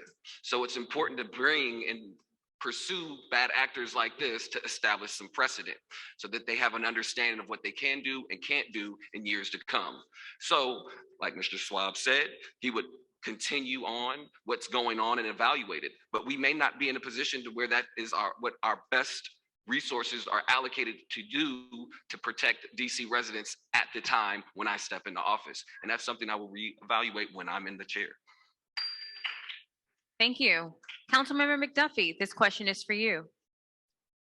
So I won't know until I'm actually elected Attorney General, but I will tell you, I am assuming that the office are only bringing cases where they have the evidence, they have the facts, and the law is on their side. I believe that and have confidence in the more than 600 lawyers and non-lawyer professionals because I've worked with Attorney General Racine as council member. In fact, I stood shoulder to shoulder with him to work with former Chief Judge Lee Satterfield when juveniles were being shackled in family court. I stood shoulder to shoulder with him when we were passing the NEAR Act to improve a public health-based approach to crime prevention and intervention and to implement the cure violence model. I worked with him to author a bill and Councilmember Bonds to address senior exploitation in the District of Columbia. He recently announced that they charged the first case with one of the assistant attorneys general working with the U.S. Attorney's Office. And so I have great confidence in the professionals within that office, but I won't know about any merits of any case until I'm actually take the position. Thank you. Next question. What efforts or initiatives can you advocate for or work to advance in order to level the housing opportunity playing field and combat gentrification? Councilmember McDuffie, this question is back to you. So housing opportunity is one of the most extraordinarily important issues here in the District of Columbia. We know because housing and the pursuit of home ownership is one of the ways that people have built wealth across our country for generations. We also know that it's been very elusive for people of color, which is why I've spent my entire career on the council trying to create more opportunities. It's also why I mentioned earlier that I wanted to ban the box for people so they wouldn't be discriminated against when they pursued housing in the District of Columbia. It's going to be important for the next Attorney General to make sure that they're working to introduce laws via the chairman of the council working with council members and the mayor to show that more people have opportunities in housing here in the District of Columbia. And when people are discriminated against, to make sure that you pursue it vigorously and hold people accountable. If you are a housing provider and you follow the law, then you shouldn't have anything to worry about. But if you are a slumlord in the District of Columbia, you can believe that you will be public enemy #1 in the Kenya McDuffie for Attorney General regime. Thank you. Attorney Schwab, this question is for you. Thank you. So, look, we have a housing problem in our city because we don't have enough housing. We've got a lot of people who want to live and stay in the district without enough supply. It's economics 101. Not enough supply, too much demand, the price goes up. We have to make sure we continue to develop and build houses in our city, but we have to do it so we don't displace people when we're doing that. That's what the law in the right hands can do, prevent displacement and gentrification. I'm going to focus on a couple of things. One, when developers make promises to our city, which everybody promises on the way in, I'm going to hold them to those deals on the back end. We're not going to get retraded as a city. You make your deal, you live up to the deal. And when you promise you're not going to displace people, that has to be what you do. Second, too often we have people who are taking their entire life savings and buying a house, somebody who's flipped a property. They created a shell company to be the flipper, and they put their entire family's wealth into that, and it turns out to be a shoddy built business. It's like buying a lemon. They're owning those homes, they're not renting, but those homes aren't worth what they paid for. And as Attorney General, I'm going to hold those flippers, those people who are taking advantage of people, liable. Thank you. Attorney Spiva, this question is now for you. Thank you. I think there are at least 3 approaches that I would take to trying to preserve and create affordable housing. One, as we've discussed earlier, going after slumlords who are intentionally trying to push people out of the city so that they can flip their properties to high-end condos and apartment buildings. I've fought that before. I will fight it as Attorney General. Second, enforce the promises that developers make to, when they get city money, city tax breaks to develop buildings to create the affordable housing that they promised. And third, I would continue the initiative and potentially expand the initiative that Carl Racine recently announced to use the zoning laws to try to create affordable housing. And maybe I'll put in a 3A.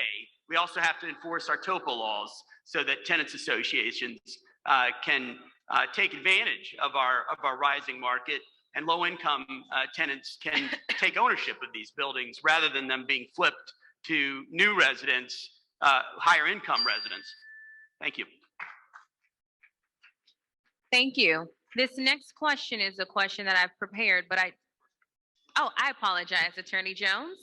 I was getting ahead of myself. Attorney Jones, last but certainly not least, this question is for you. I appreciate it. Look, zoning laws are what they are, but they have to change.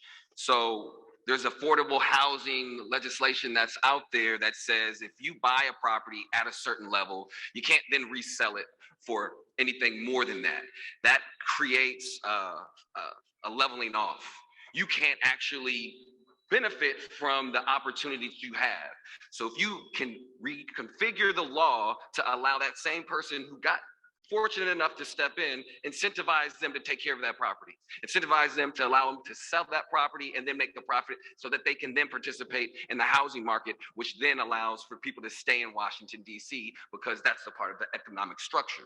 So when you're talking about pairing opportunities with the people that are there, you're saying, hey, new person, you want to come in and revitalize this property? Give me some ownership interest in it. That's when we're talking about change. Okay, that allows district residents who have some opportunity to then take advantage of it and stay in the district. We're not talking about that up here yet, but that's the type of change I'm about. Thank you, Attorney Jones, and my apology again for that oversight. There has been some feedback that unfortunately the chatter in the background in the in-person session is causing interference. If our attendees can please quiet their voices and or take their conversations out into the hallway, that would be greatly appreciated. And for those on the feed, unfortunately, I'm having some technical difficulties, but you have not lost me. You can still feel free to use your audio. I'm still here. Still talking about consumer protection and housing. How will your office work to protect consumers from predatory lending and housing practices by unscrupulous financial institutions, shoddy developers, housing practices by realtors who engage in reverse redlining practices, as well as housing practices by unscrupulous financial institutions? As the people's attorney, what programs or initiatives can be implemented to ensure that residents are not left abandoned in hotels as a byproduct of successful enforcement actions by the Office of the Attorney General? Attorney Spiva, this question is for you. Well, in terms of the first part of the question, again, I am, a consumer protection lawyer and also have fought slumlords for many years, and so I would use the power of the office to go after those types of practices. I would certainly work with and listen to the community to learn where it's going on, particularly the repeat offenders. And the systemic offenders. We simply would go after them for those types of fraudulent and unlawful practices. I have the experience and the background to do that. These are not easy fights. They're powerful forces on the other side, but I'm used to that. I relish that. I'm eager to take it on.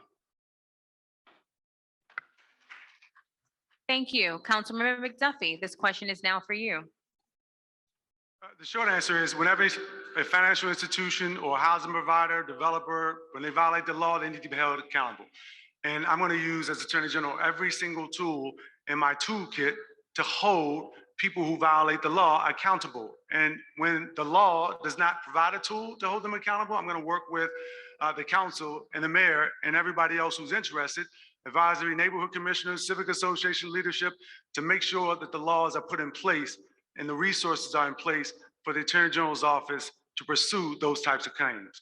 It's extraordinarily important that you center the consumer in those types of claims. And as Attorney General, we see where Carl Racine has already done a number of positive things in that regard. And so the office is actually building its muscle to be able to do that more vigorously.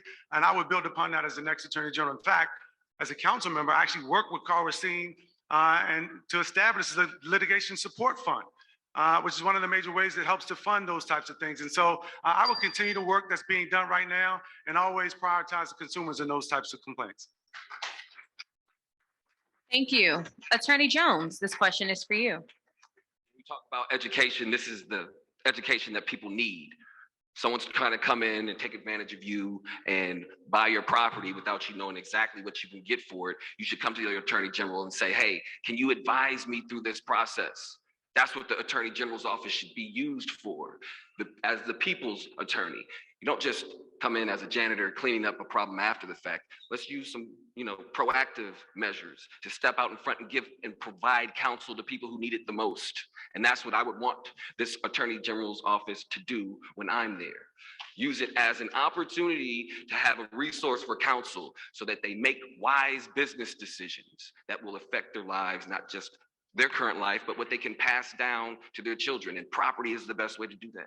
So education, people need that continuing education in adulthood, and then having access to an attorney that can provide that to them.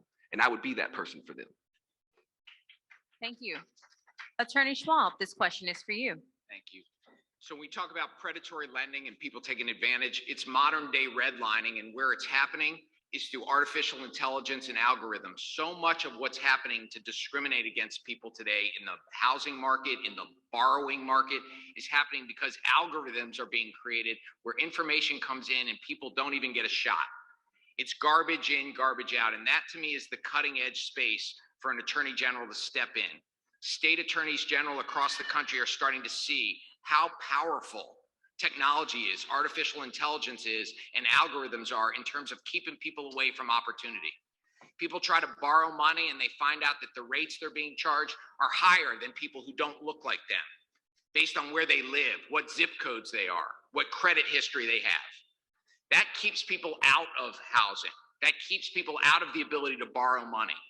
That's our modern day redlining that we've lived through and we know is pernicious. I will take the discrimination laws we have, our civil rights statute, and put it to work on that cutting edge, which is where is technology keeping people away from opportunities to have a home, to build equity for themselves and their family. Thank you. We will now move on to labor and employment, a subject that happens to be near and dear to my heart. As an employment lawyer and civil rights attorney, I have seen firsthand how employees who work in the district government find themselves in the unfortunate circumstance of being a complainant and a subsequent plaintiff in an employment discrimination case against their own employer, the DC government. As the Attorney General, who is the gatekeeper of protecting vulnerable residents against injustice while defending the district against litigation, how do we reconcile the conundrum or generally balance equity for our district government employees who file complaints of discrimination without long, protracted litigation? Attorney Jones, this question is for you. Thank you. The Office of Attorney General can help with creating resolutions and quickly.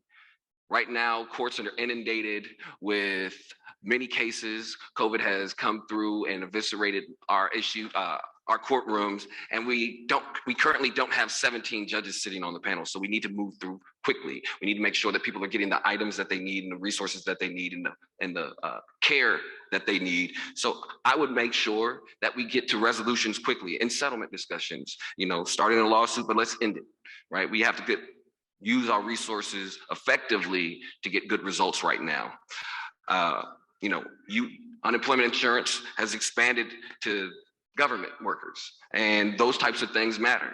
So when we're talking about how we resolve these issues of employment discrimination and how it'll be, affect us on a daily basis, these are the types of things I'm aware of, and I'll continue to execute as Attorney General.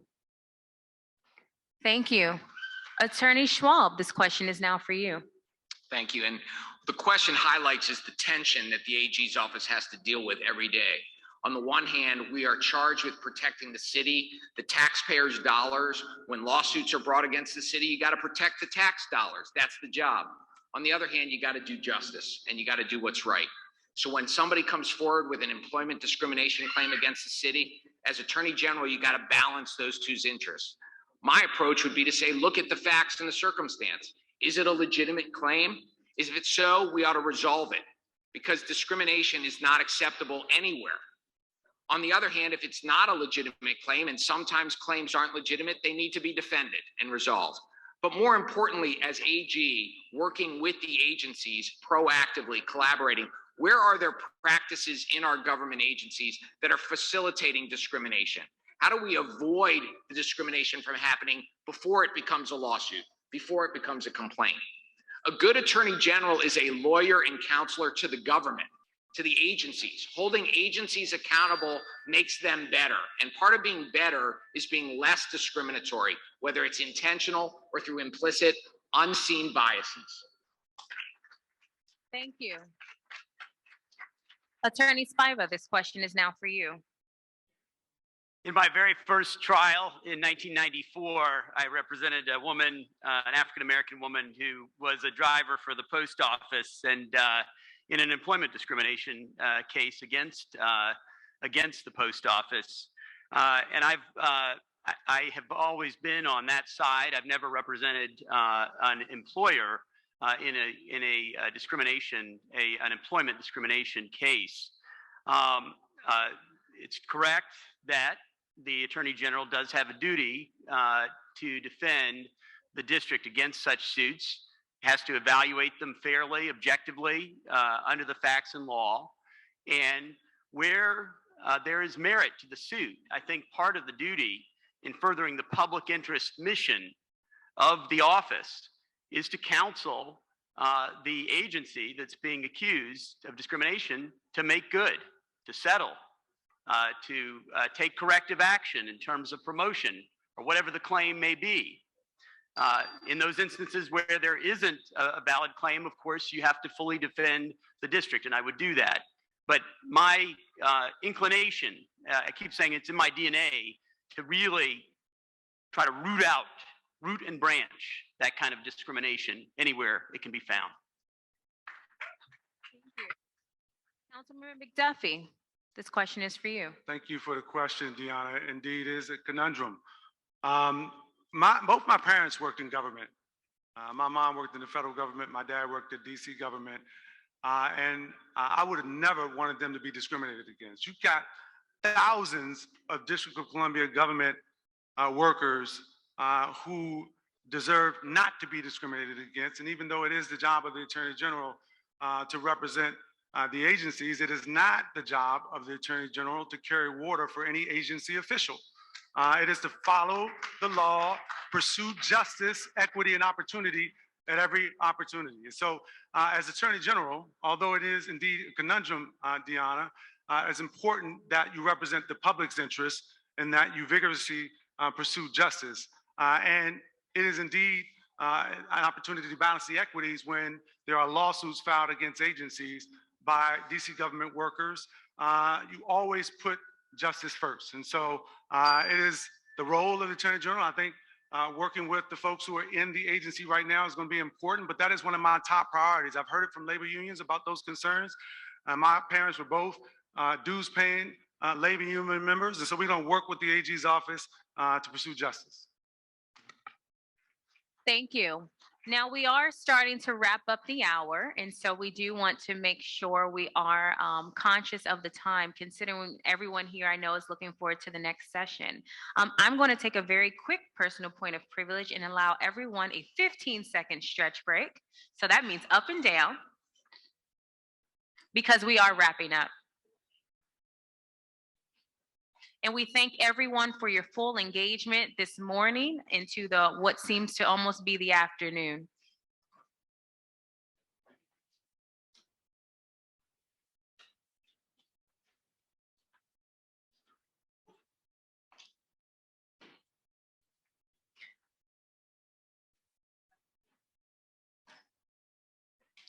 Are we ready to proceed?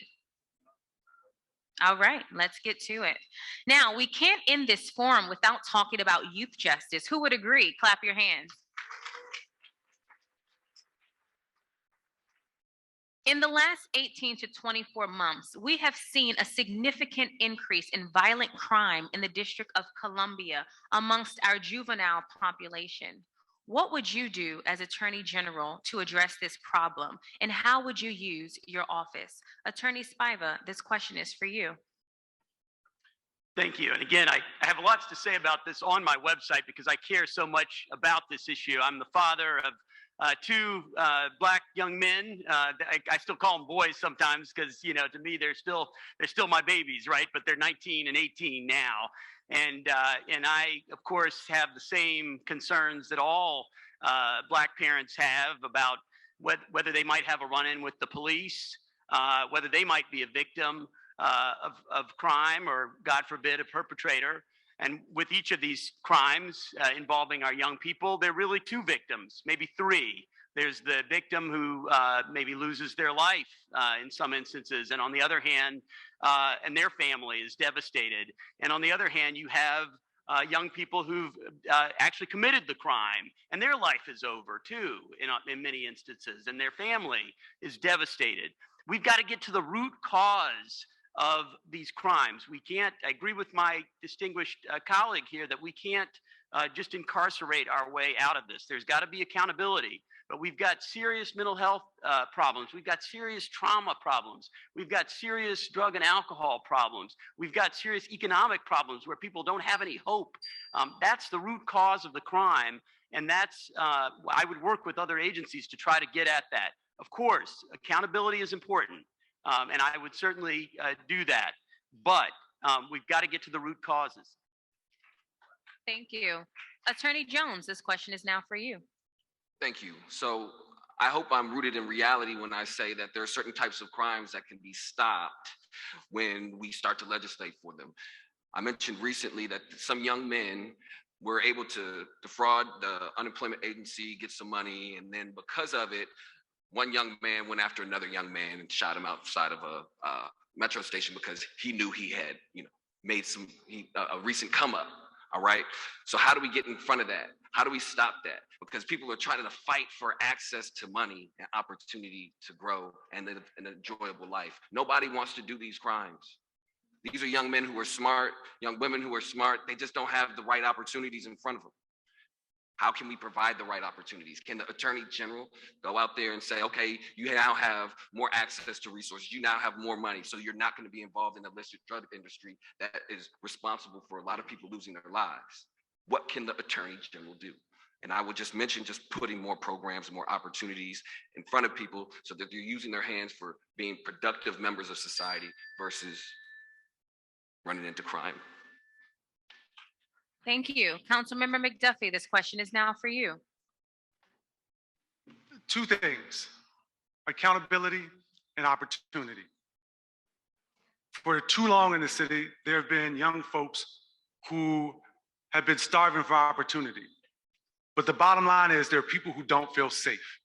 So when somebody commits a crime, particularly a crime of violence, they need to be held accountable. And as Attorney General, I'm going to use every tool available to make sure you hold lawbreakers accountable.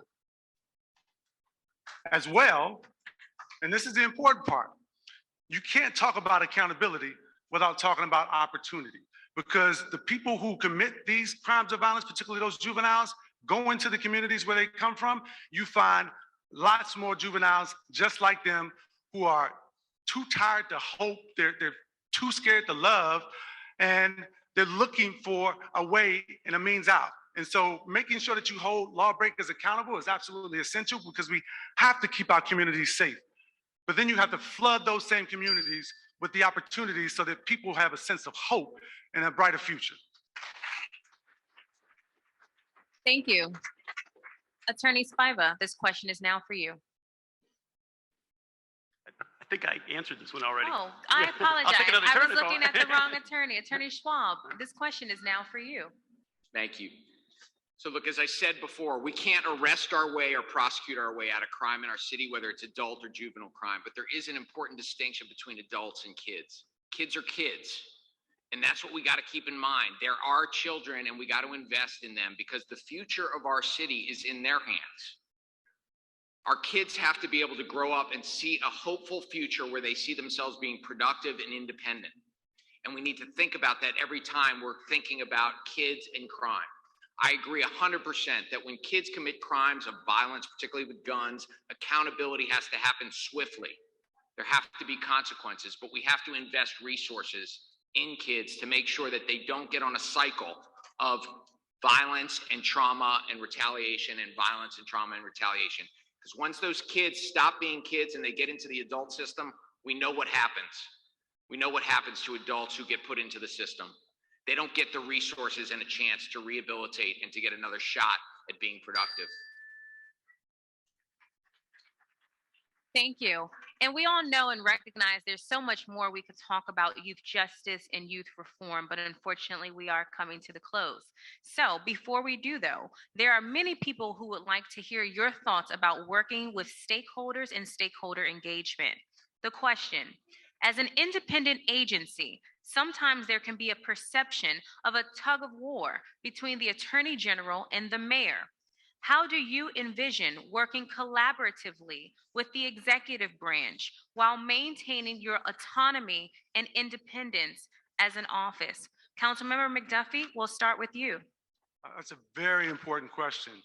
In fact, when Carl Racine, our first ever elected Attorney General, took office in January of 2015, I was coming on as the chair of the Council's Committee on Judiciary and Public Safety. And I worked directly with Attorney General Racine to ensure and protect the independence of that office. Why? Because that's what voters said they wanted when they voted for the position in 2010.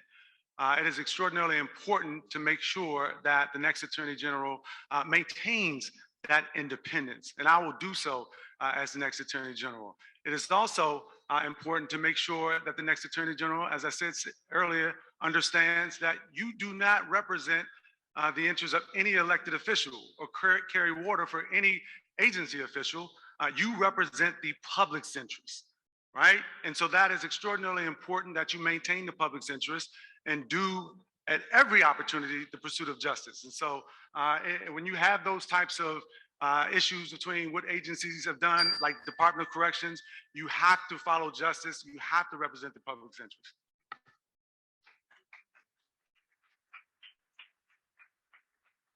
Thank you. Attorney Spiva, this question is now for you.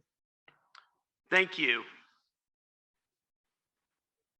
You know, I fully support the independence of the Office of Attorney General, and I will fiercely guard the office's independence, and I will be an independent Attorney General. But one thing I've found in my 30 years of practice is that clients want an attorney who can solve problems. They don't come walk in the door with a big T for tort on their head or a big C for contract. Say, yo, this is my problem. You know, I want to discuss the legal details with you. And so I would seek to work cooperatively and collaboratively with the mayor's office and the agencies that have an effect on the city's, the people's problems. We've talked about criminal justice reform. We've talked about housing justice.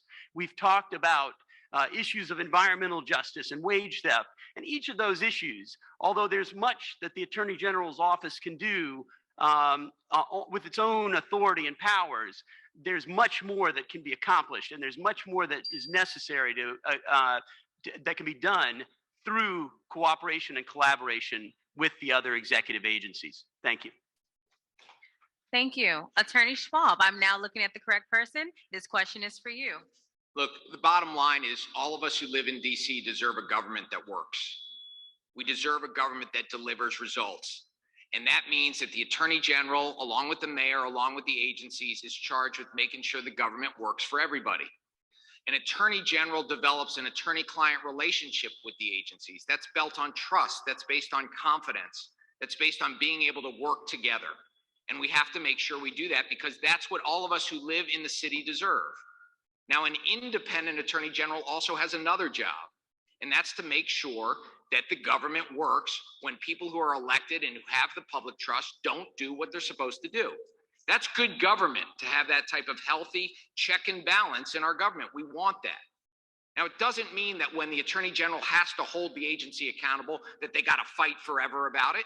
You deal with the issue and then you move on, because 90% of the time we ought to be able to get along and do the work that the citizens elected us to do. But on those 10% of the time where we got to clash, we clash. But for me, it's not about taking credit. It's not about politics. It's not personal. It's about doing the work for the people who live in the city. We deserve a government that works.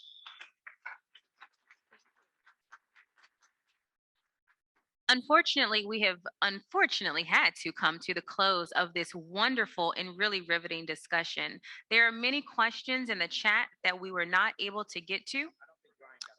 My goodness. I just had you on my panel. Yes, I was just on a panel with Attorney Jones as an expert.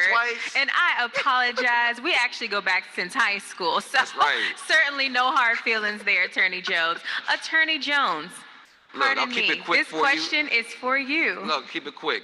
You don't want to have people in a power struggle.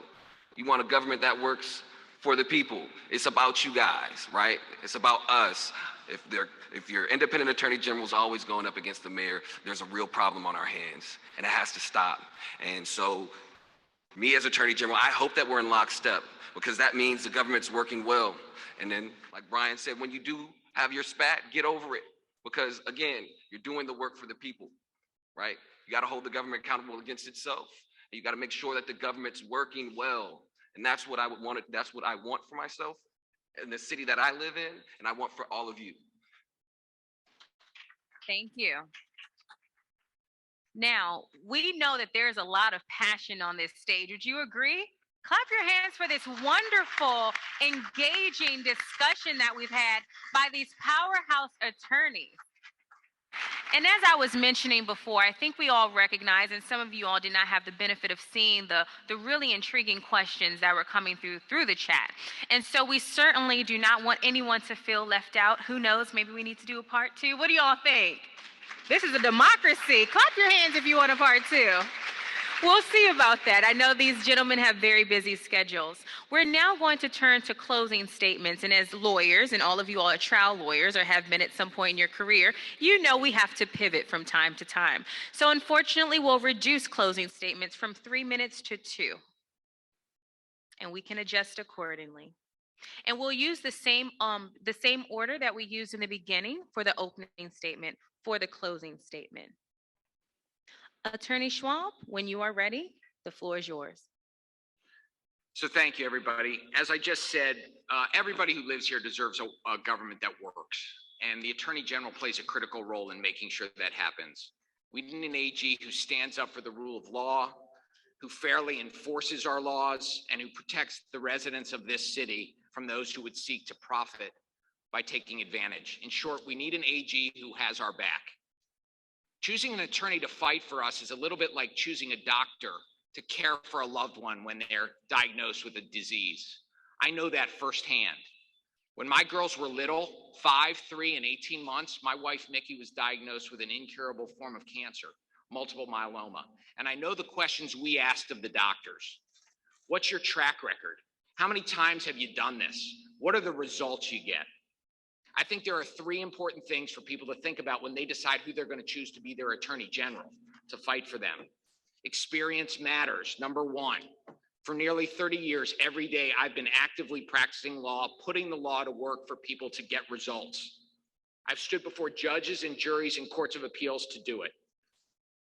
I have what it takes to make high stakes decisions in high stakes cases.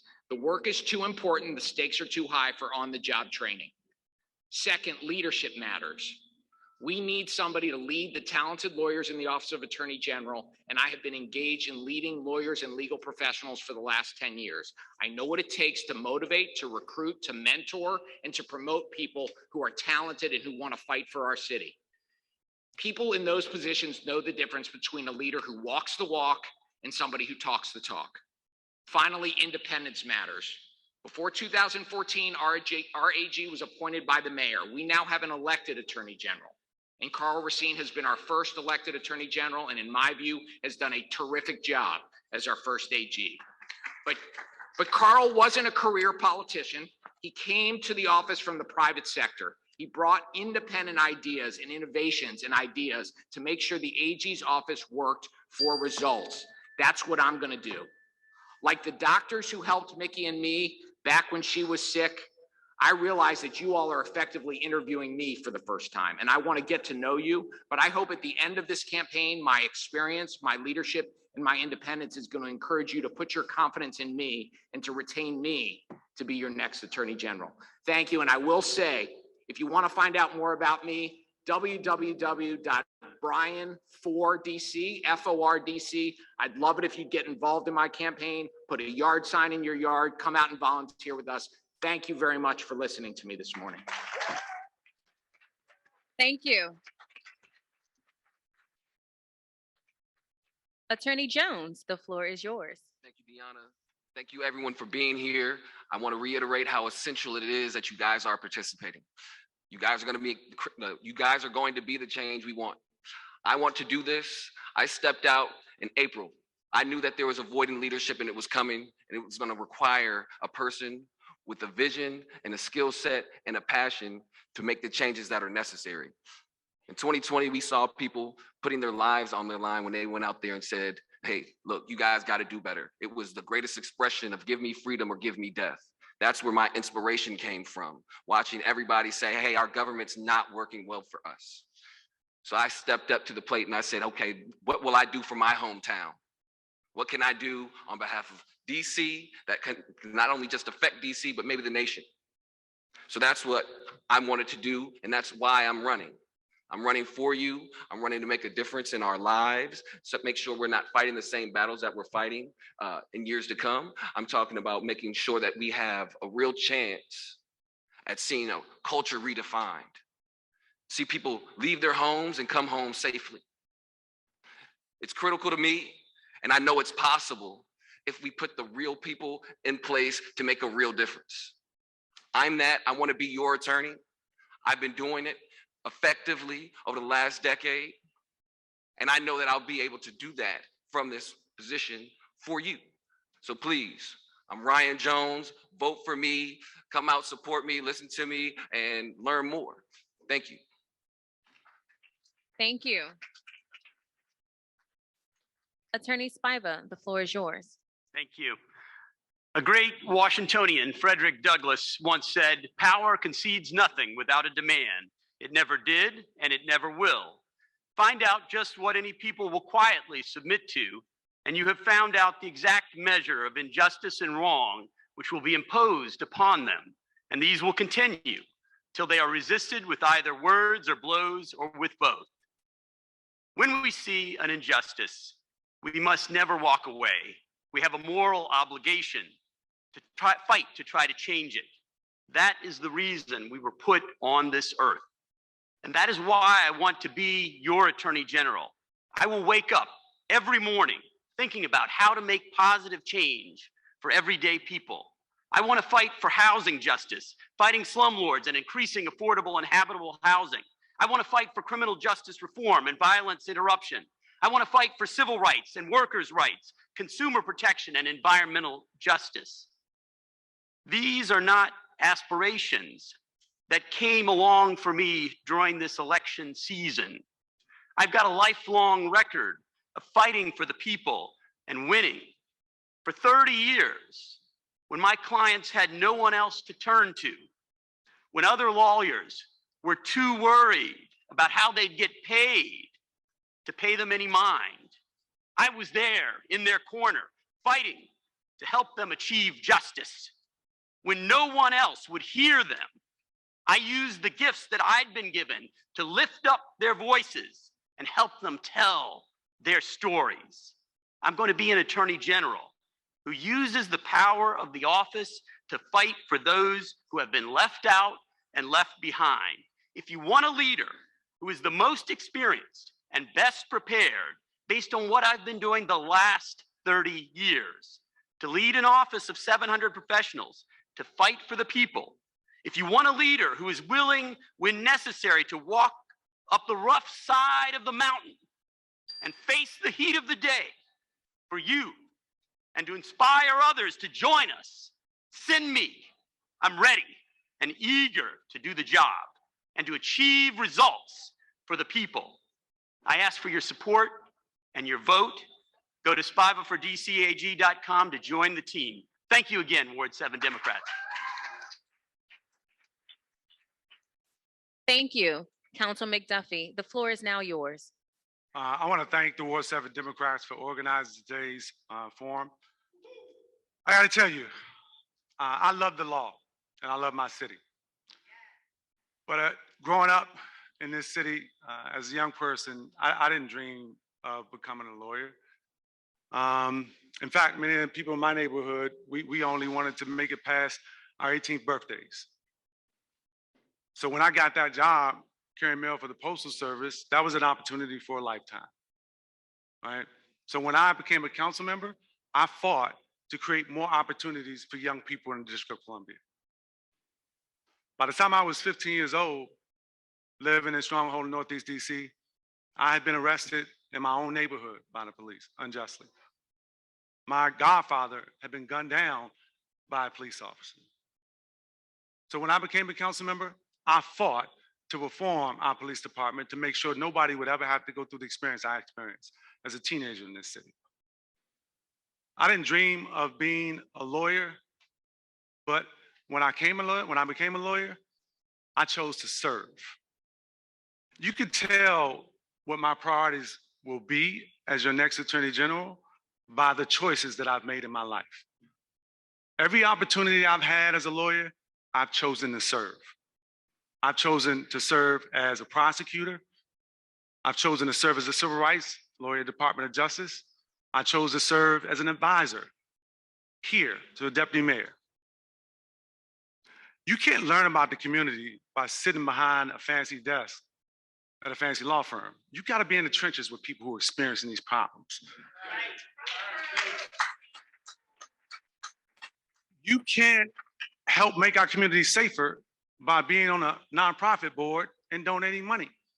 You got to be in the trenches with the folks who are experiencing these things, hearing the gunshots, seeing the yellow tape, and seeing the blood in the streets. You don't have to guess what I'm going to do as your next Attorney General. Just look at my record. Every time I've had an opportunity, I've stood with you and I've served you, and I will deliver as your next Attorney General. Thank you. Once more, before I turn it over to Chairman Felder, let's give our candidates a very, very loud applause for their passion, for their conviction, for their engagement, and for their service to the District of Columbia. These are all phenomenal candidates that we have up here, and we certainly appreciate your participation and your passion. Thank you. Again, my name is Deanna Maria Lewis, and it has been my absolute pleasure this morning, turning into the afternoon, to facilitate this very important discussion. And we'd also like to thank the over 130 participants online. Mr. Chair, we will turn it over to Mr. Chair, Wendell Felder.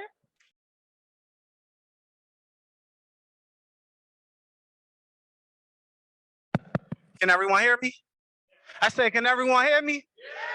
I don't know about y'all, but I'm super excited. We have all the mayoral candidates here in Ward 7.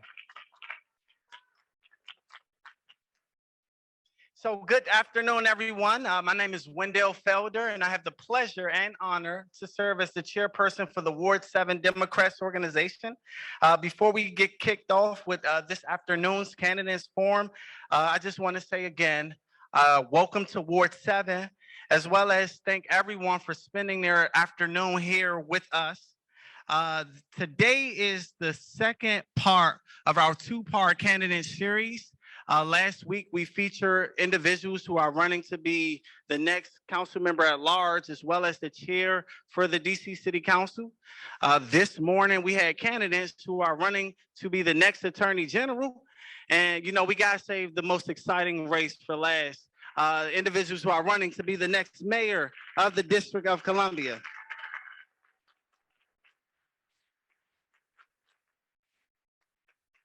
So I appreciate everyone bearing with us. This is the first citywide mayoral candidate forum that has been done hybrid. So we appreciate folks' patience. Now, at this point in time, I just want to take a moment to acknowledge all of the candidates who are running to be the next mayor of the District of Columbia. I'll start off with Mr. Andrew Davis. Andre Davis, pardon me, guys. Leland Core.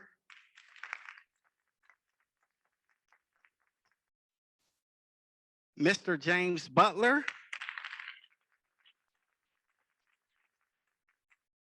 The current Ward 8 council member, the Honorable Trayon White. The current at-large council member, the Honorable Robert White.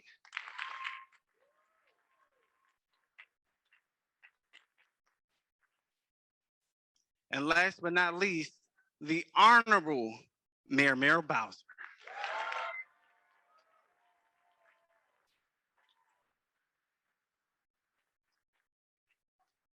So once again, thank you all for joining us here today in Ward 7. We are extremely excited to hear what your priorities will be as the next mayor of the District of Columbia. Additionally, everyone should see a yellow door tag in your seats, and we strongly encourage folks, if they haven't done so already, to please donate to the Ward 7 Democrats organization. There's a QR code on the front of it. It takes money to run events such as this. I also want to take a moment to recognize all of the sponsors who have contributed to today's event, starting off with John Capozzi.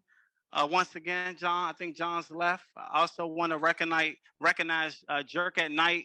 There's a food truck outside. Then I want to recognize the Ward 6 Dams for providing manpower. Black Dreamers, we have a young vendor in the back. We want to support them. They go to Ron Brown.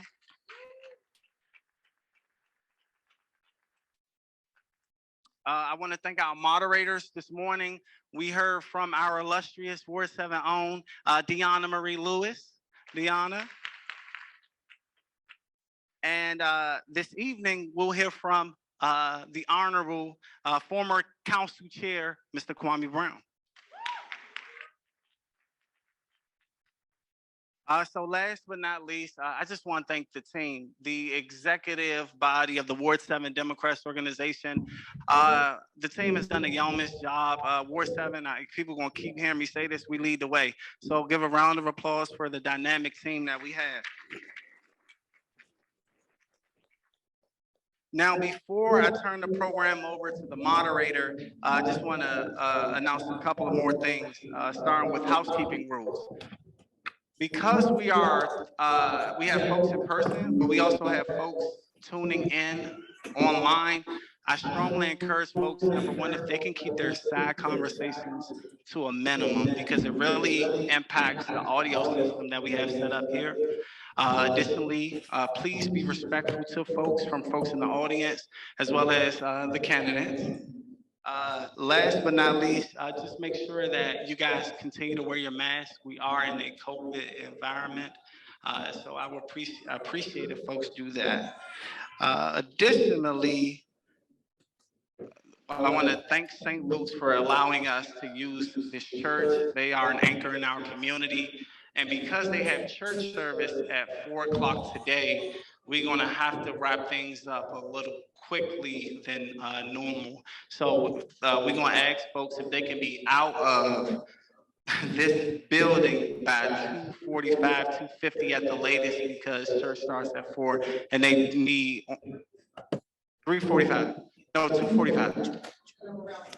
Okay, so I want to make sure though we get folks out the building as quickly as possible because of on-street parking. Also, guys, I just want to take a moment of silence. We lost two huge icons east of the river within the last 2 weeks. Earlier in this week, we lost Murray Cuthbert from Ward 8. So I just want to ask if we can take a moment of silence for that.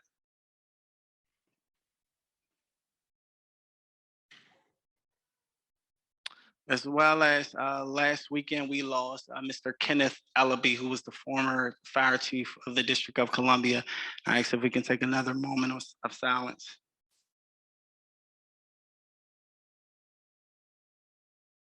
So with that being said, I would like to introduce our moderator for this afternoon's mayoral debate, one of our own. He's a native Washingtonian, graduate of DC Public Schools, graduate of an HBCU, Morgan State University, graduate of the Executive Kennedy School of Government at Harvard University, graduate of the Advanced Executive Program of Tufts School of Business at Dartmouth College.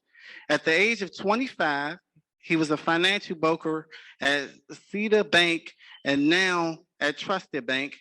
At the age of 27, he served as the presidential appointee for President William Clinton. At the age of 30, he served as the youngest president and CEO of Maryland and DC Minority Supplier Development Council. He then became the first resident ever who lived east of the river thus far to win a citywide seat.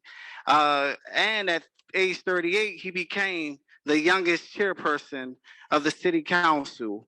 At 40, he became the youngest chairperson of the city council.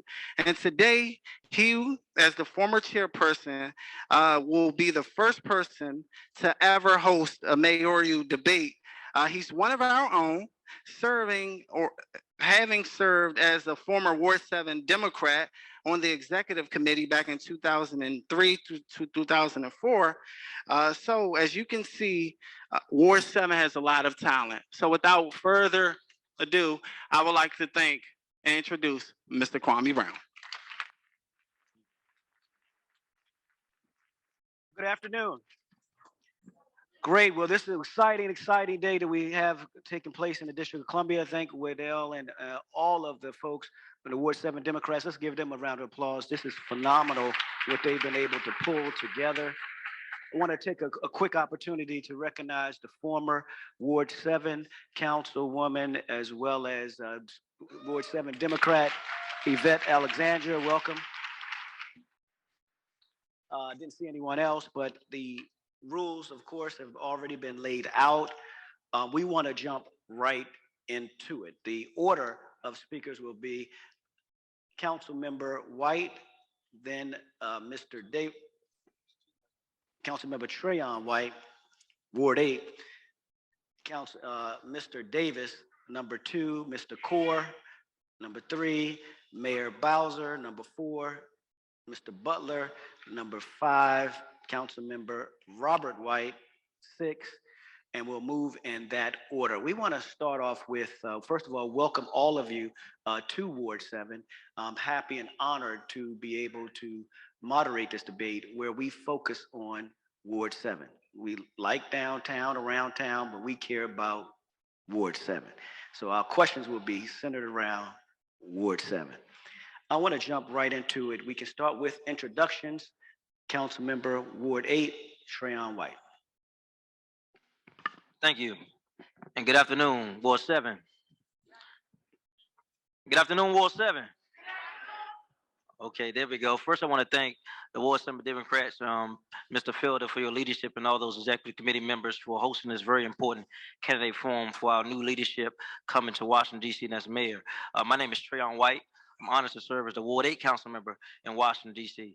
I'm running for mayor for Washington, D.C., partly because I'm one of those young men who grew up in D.C. that struggled to survive. And I just want to say most people that look like me, talk like me, and walk like me didn't survive Washington, D.C. So by the grace of God, God allowed me some opportunity to meet people like William Lockridge, James Bunn, Mayor for Life Marion Barry. And I stepped up during troubled times to lead in my ward. And it's not easy. I always say that bad things happen when good people do nothing. And during the last election, I contemplated what should I do and should I run? And so now I look back hindsight, I feel like that we as a city didn't put another candidate up to challenge our current mayor. And I couldn't sit back and let that happen again.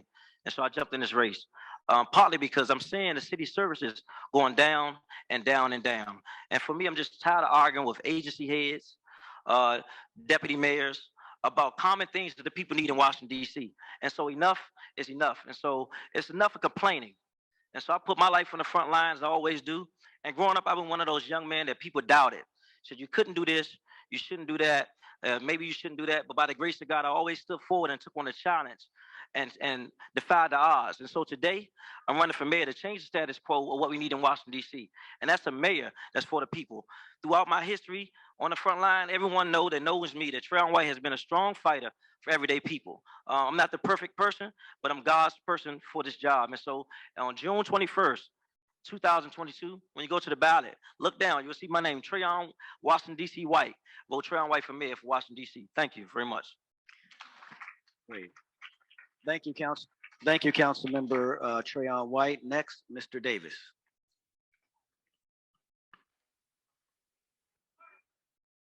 Sorry about that. Good afternoon, everyone. My name is Andre Davis. I am a fourth generation native Washingtonian from Capitol Hill, Ward 6. I grew up in the city. I'm a product of the District of Columbia Public Schools. I graduated from Benjamin Banneker Academic Senior High School at the age of 16, and I matriculated to Lincoln University in Pennsylvania.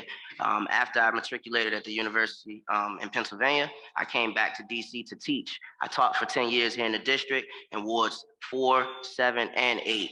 And I've educated many students throughout the city in my tenure.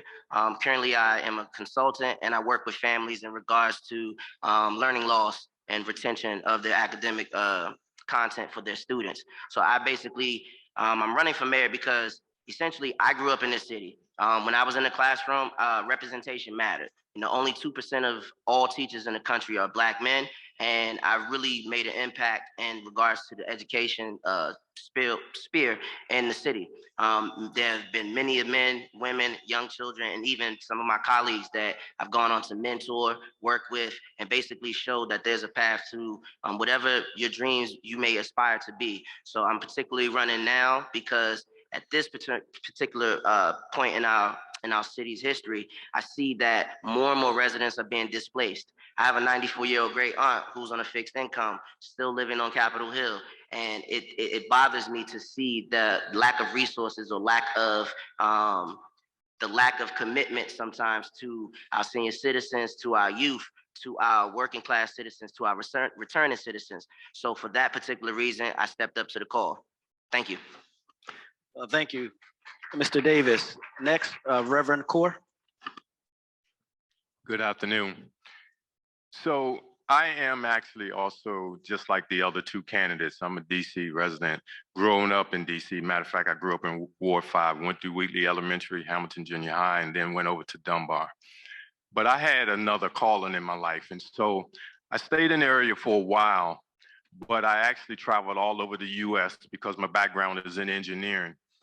But I came home a few years ago and I started to look at the climate of Washington, D.C. And it was not the Washington, D.C. that I remembered.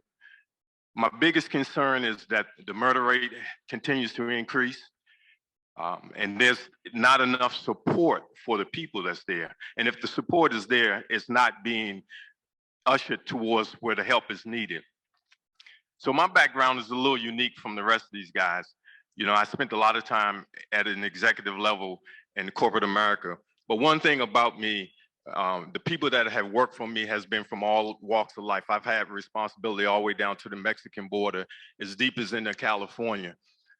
I believe in people, and that's why I'm here. At the end of the day, people don't care what you know until they know you care. And so I'm here for the people. I'm here to get the city back in alignment. And more importantly, I'm here to bring this murder and crime rate under control. It's no reason that people are a prisoner of their homes when we have the resources. But I think one of the biggest problems that I'm finding when I talk to these young folks out on the streets, there's no care for them. I've picked up a lot of folks throughout the 2 years that I've been back home. And what I've seen is that if we deposit care in our young folks, we will eliminate and eradicate a lot what's happening on these streets.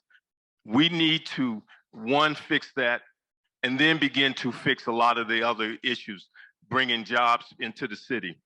I have resources because of my background to bring 5,000 additional jobs that has nothing to do with what we have here currently in the city.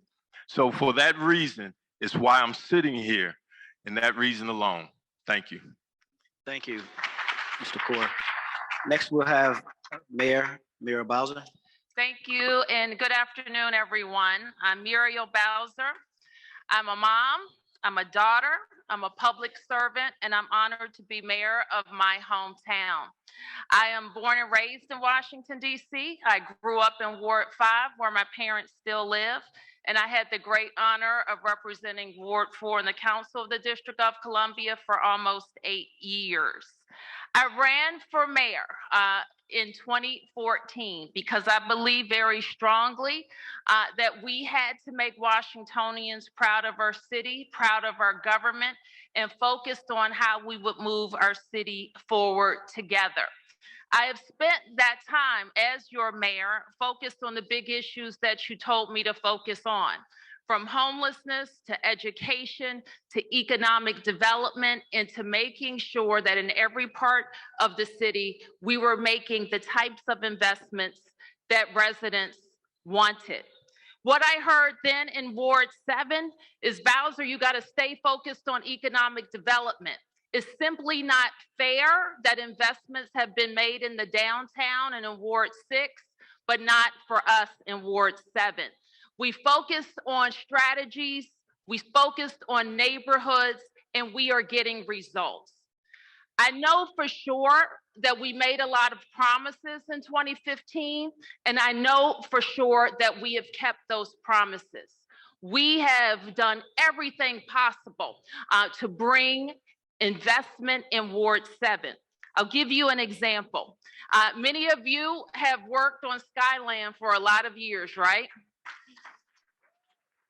Many of you have seen a lot of come and a lot of go and a lot of promises that haven't been made. Well, I'm very proud to say after 5 years and 5 administrations have worked on Skyland, it will be ours that delivers Skyland for Ward 7. We broke ground, for example, on the first grocery store that has broken ground in Ward 7 in 20 years. We have made investments in housing and restaurants that neighbors have demanded. We have made investments in schools like Ron Brown and the first language immersion program east of the river. And we know we continue to have work to do. So I am running because I know that we have worked together on all of the issues facing our city. We've been through some battles together. We've made tough decisions together, and we've learned how to move our city forward together. So I'm asking for your vote in the Democratic primary on June the 21st. And from today through June the 21st, we're going to be listening and working on all of your issues to make sure that the government works for you. Thank you, Mr. James Butler. Good afternoon, Ward 7. Good afternoon. I am James Butler, and it is a distinct privilege, pleasure, and an honor to run for the Democratic nomination to be DC's next mayor. I am a proud Washingtonian, and I love this city. Folks, I said I love this city. I am the son of the late Reverend Harris Franklin Butler and Grace Butler. I am child number 6 of 7, folks, and I know a thing or two about fighting.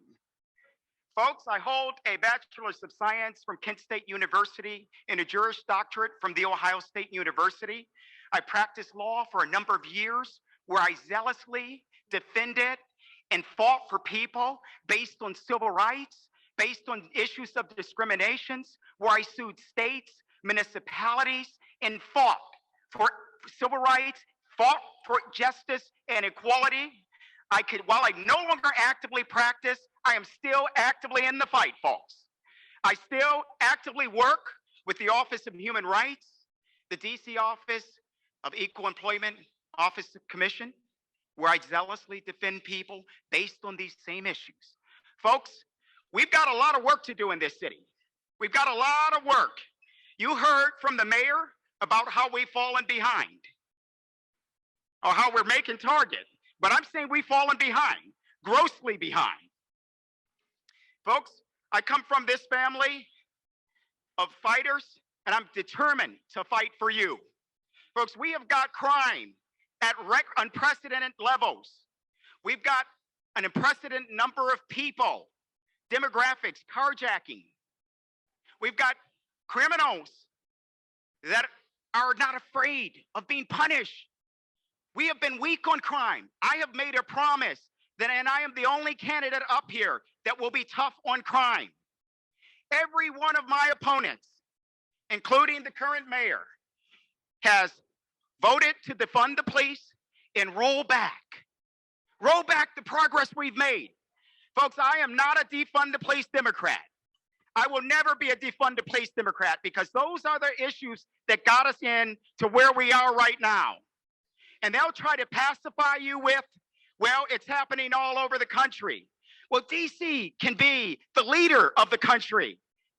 We can be the envy and turn this thing around.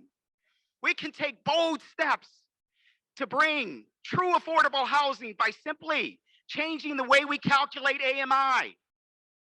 With the stroke of a pen, we can do that. We can bring true rent control. But because these folks have kowtowed to the establishment, because they're beholden to the establishment, we've got a council member that was fearful to run until his old boss said he would not run. So that's the problem with establishment governments, folks. You need a fighter. You need a champion. I've been a fighter for justice and equality, and I will fight till the day I die. Folks, this city needs a real fighter, a change agent to turn it around. Folks will tell you this gentrification have gone too far and there's no hope. There is no hope if you believe that. But if you do more of the same, I guarantee you there will be no progress. But if you elect a man that's willing to go to bat for you and take it to the mat for you, I can promise you, we can turn this thing around. I'm asking for your vote on June 21st. Thank you, thank you. Next, we're going to have at-large Councilmember Robert White. Remember, we'll have 3 minutes for the intro, and then we will go into a real 1 minute session as it relates to questions. Good afternoon, Ward 7. Good afternoon. I'm Robert White. I'm a council member, a native Washingtonian, and most importantly, I'm a husband and a father. At 8 years old, I was devastated by the loss of my mother who passed to breast cancer. A few weeks later, I almost lost my own life in a car accident where, believe it or not, a car landed on top of our car, split my skull, left me hospitalized for so long that I fell behind in school and I failed the 3rd grade. I was so far behind that I failed every grade from 3rd grade to 11th grade. And along that way, early, people counted me out. The folks I needed to step up for me and encourage me told me I wouldn't make it and I would never go to college. But a small community of people around this city believed in me and told me I was more than what people expected of me. 4 years after my guidance counselor told me I wouldn't go to college, I was leaving to study at Oxford University. I graduated from college. I went on to go to law school, and I've spent 15 years as a lawyer working in every single branch of government, including for Congresswoman Eleanor Holmes Norton and Attorney General Racine. My story shows that when people are given a chance, when someone believes in them, they can do incredible things. I'm running to be a mayor for people in communities who have been counted out and left behind for too long. We don't any longer need a mayor who runs by the philosophy, don't break nothing, don't fix nothing, because that is a great strategy for a political career, but it is a terrible strategy for breaking the status quo. And I come from a family of people who need someone who will break the status quo. In my lifetime, I've seen wealth brought into this city at an incredible rate. And the promise was that this wealth was going to fix our deepest problems, our schools, housing, jobs. But I still see the same things that I saw back when I was counted out. I saw my first drive-by, my first dead body when I was 9, and young people in our city are still seeing the same thing. My family chased around this city chasing inexpensive rents, and I still see families doing the same thing. I watched my family scrape by, and I'm watching families scrape by today despite how much wealth we have in our city. Our mayor has spent a lot of time on empty hashtags. Fair shot, Alice Deal for All, Vision Zero, DC values, but hashtags and slogans don't solve problems. I've been deep in our communities working with community members to solve problems. I was the chief architect of the most progressive and expansive early education bill in this country. I worked with returning citizens to make DC the very first jurisdiction in the nation to restore voting rights to all incarcerated residents who never should have lost the right to vote. And in an unprecedented move, I helped 3 Black-owned Ward 8 businesses buy their building so that they wouldn't be displaced by development, but they would lead development. We want a city where everyday people can thrive, where families like mine see hope and promise in tomorrow. We have had an opportunity for 7 years to get there, but we are no closer today than we were 7 years ago, and I'm ready for change. So if you are ready for change, vote with us on June 21st. Hundreds of people have signed up to support this campaign. Thousands of people have donated for the change that we are trying to make. But the most important thing is that on June 21st, we need your vote, and then we get to transforming this city. Thank you. Thank you, Councilmember Robert White. Thank you. Now we'll move on to question and answer. And let me be clear. We will be asking questions strategically to different candidates. There's not enough time for everyone to answer the same question, right? There's certain things that we'll ask certain candidates, but we want to make sure we ask candidates all information. Also want to start off by saying, as the moderator, that we're going to limit it to 1 minute in terms of your response. We have a timer. Do we have a ding ding? Okay, that's what it is. They have the ding ding there. So when you hear the ding ding sound, let me know and we'll cut you off and we will continue to move forward. As we begin our questions, let me say this is a great city. No matter what you hear, this is my city, this is our city, this is a great city. The question is when you talk to people, they love it. But then when you come sometimes in our neighborhoods, it's a different story. So when you start talking about the fear of crime, and this question is talking about crime in the District of Columbia, but most importantly, we care about Ward 7. And crime in Ward 7 is out of control. The fear of crime is out of control. Don't believe me, try to go get gas at night. Some of you come in 10, 11, 12 o'clock, think about it. You have mothers waiting for their kids to get home. You looking at the clock, you looking at the phone, making sure they're all right. We don't talk about it. We only talk about it to each other. So I want to start off with Council Member at Large, Council Member Ward 8, Trayon White, who, if you was to become mayor of the District of Columbia, what would you do to ensure that get crime under control? And as you give us that answer, please also indicate how you would fund it. Thank you, Kwame. I think that's a great question. And what you should know about me is not what I'm going to do, what I already have been doing. I was the first council member on the council that started talking about making sure we got crime prevention in Washington, D.C.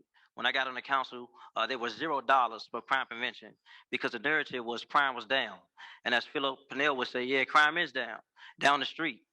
And I would go to the press conferences time after time, doing the visuals, doing the funerals, and then the next narrative was crime was flat. So which one is it? And so you telling me if the crime, if 922 people got shot in 22, hypothetically 900 people got shot in 2021, 2022, I'm sorry, that crime is flat? No, we need solutions. And you can't create a solution without first addressing the problem. So first of all, we have to address the youth. We have failing our youth in our education system. We're building a system of education where teaching kids how to pass a test. And those who don't pass the test, most of them enter the school to prison pipeline. And so it's imperative that as we talk about crime, we deal with jobs and job creation. As I look at project empowerment, that's supposed to be the vehicle for those who don't traditionally have weighted jobs. DOS is paying less than minimum wage in project empowerment. And so that's criminal. And we have to ensure that we have people in the community that care. Now, I don't believe that the police. Yes. Your minutes up. A minute? That's not enough time, man. I challenge that. Can I close? Can I close? Yes.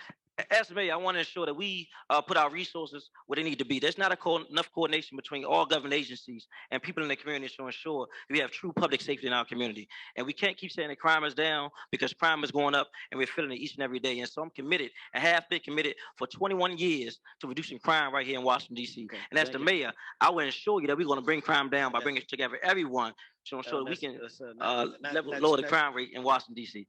1 minute is not enough. I gave you two. I gave you two. Give me 4. Thank you. Thank you. At-large Council Member Robert White, how would you rate crime in Ward 7 from a scale of 1 to 10? Is 10 if 10 is being the highest, then we're at an 8 or 9. And for too many of us who grew up in DC, crime right now looks the way it did in the 80s and 90s. I mentioned where the young age I was when I saw my first drive-by. I've also been at the wrong side of a gun, and I've had lost family members to gun violence. It's something we have to take seriously.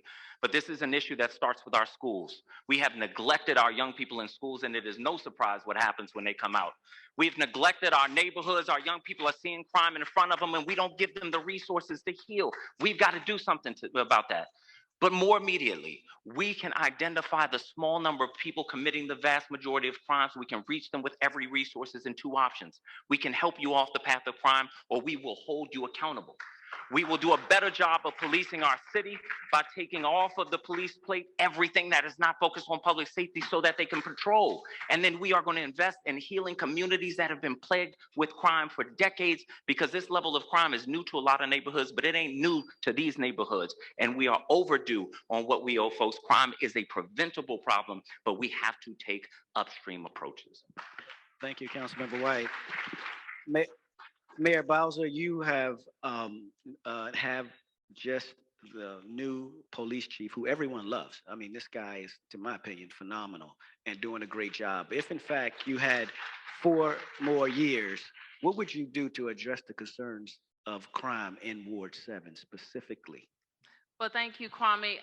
First of all, I agree with what I've heard in neighborhoods across the city that people don't feel safe, that we have had too many shootings in too many places with too many people who have been shooting before, and we need to make sure that they either have or are taking advantage of the services that we offer or make sure that they're being held accountable. It is true that a small number of people commit the vast amount of gun violence in our city, and how we pour into them and stop them in advance is a long-term solution. A short-term solution, however, is making sure we're removing guns from our streets and making sure repeat offenders aren't allowed to do it again. As your mayor, right now, I will present to this council again a plan to make sure we have the police resources that we need so that police can get in every neighborhood and be visible. I will likewise make the investments that we have made, historic investments in alternatives to policing, to ensure that people can take advantage of the vast number of services we have, from job training to mental health services to free transportation and to the supports in every community in Washington, D.C. Thank you.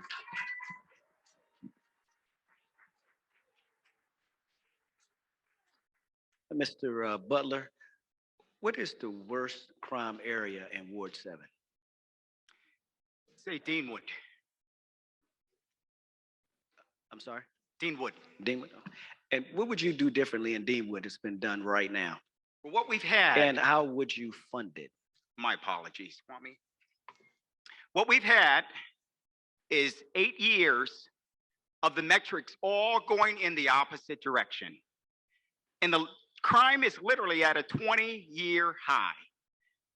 I have proposed to bring more police officers on the street. I believe that's very important. We are not going to ignore the systemic reasons of crime, but what we will do is put more police officers on the street. And Kwame, it's just like anything in the budget. When you say, how are we going to fund it? We're going to make it part of our priorities. That's what we're going to have to do.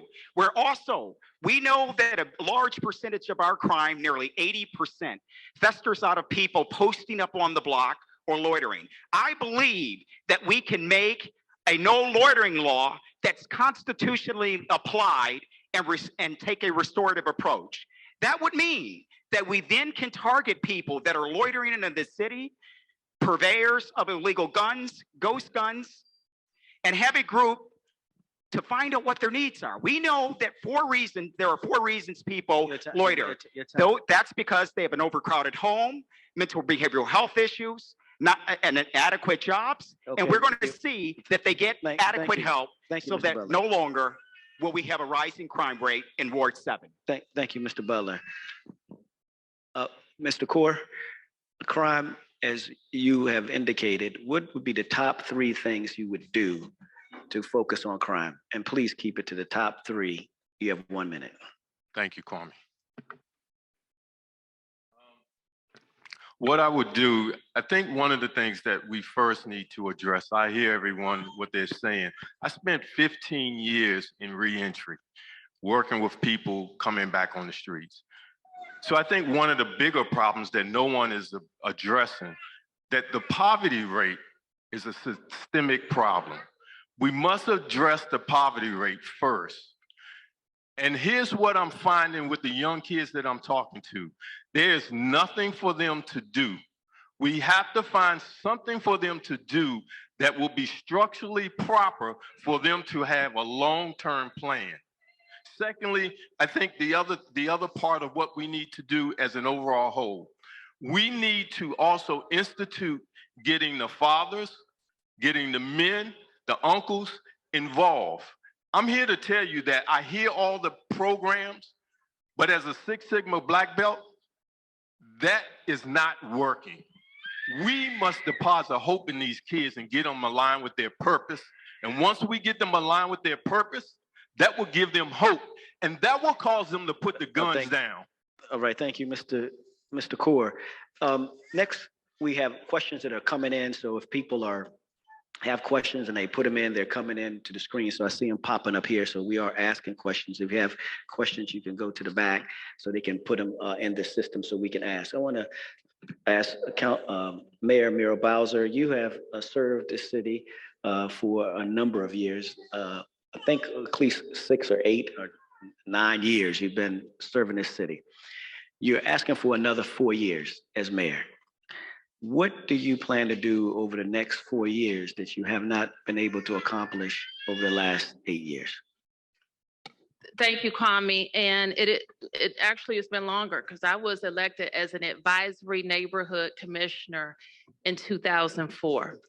And in 2004, I decided that I moved into a fantastic neighborhood called Riggs Park, and that I could work as an elected official to make it even better. I followed in my father's footsteps. My father was in the class of the first ANCs elected in Washington, D.C. And I focused in Riggs Park like I focused in Ward 4, like we focused in all 8 wards on plans and strategies that we execute every single day to deliver real results. And in 8 years, Kwame, I should say Chairman Brown, we've been able to start projects and finish them from the beginning. And that's what our longevity has allowed. For example, when I became mayor, there was nothing happening at St. Elizabeth's campus.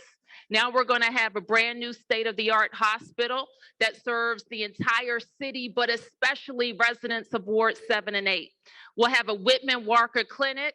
We have the entertainment and sports arena, and we'll have housing for people for first-time home buyers to buy right here in Ward 8. And that's got to be our focus for the next 4 years as well. How can more people participate in the prosperity that is Washington by being homeowners, by being able to go to quality businesses, and by being safe in their neighborhoods?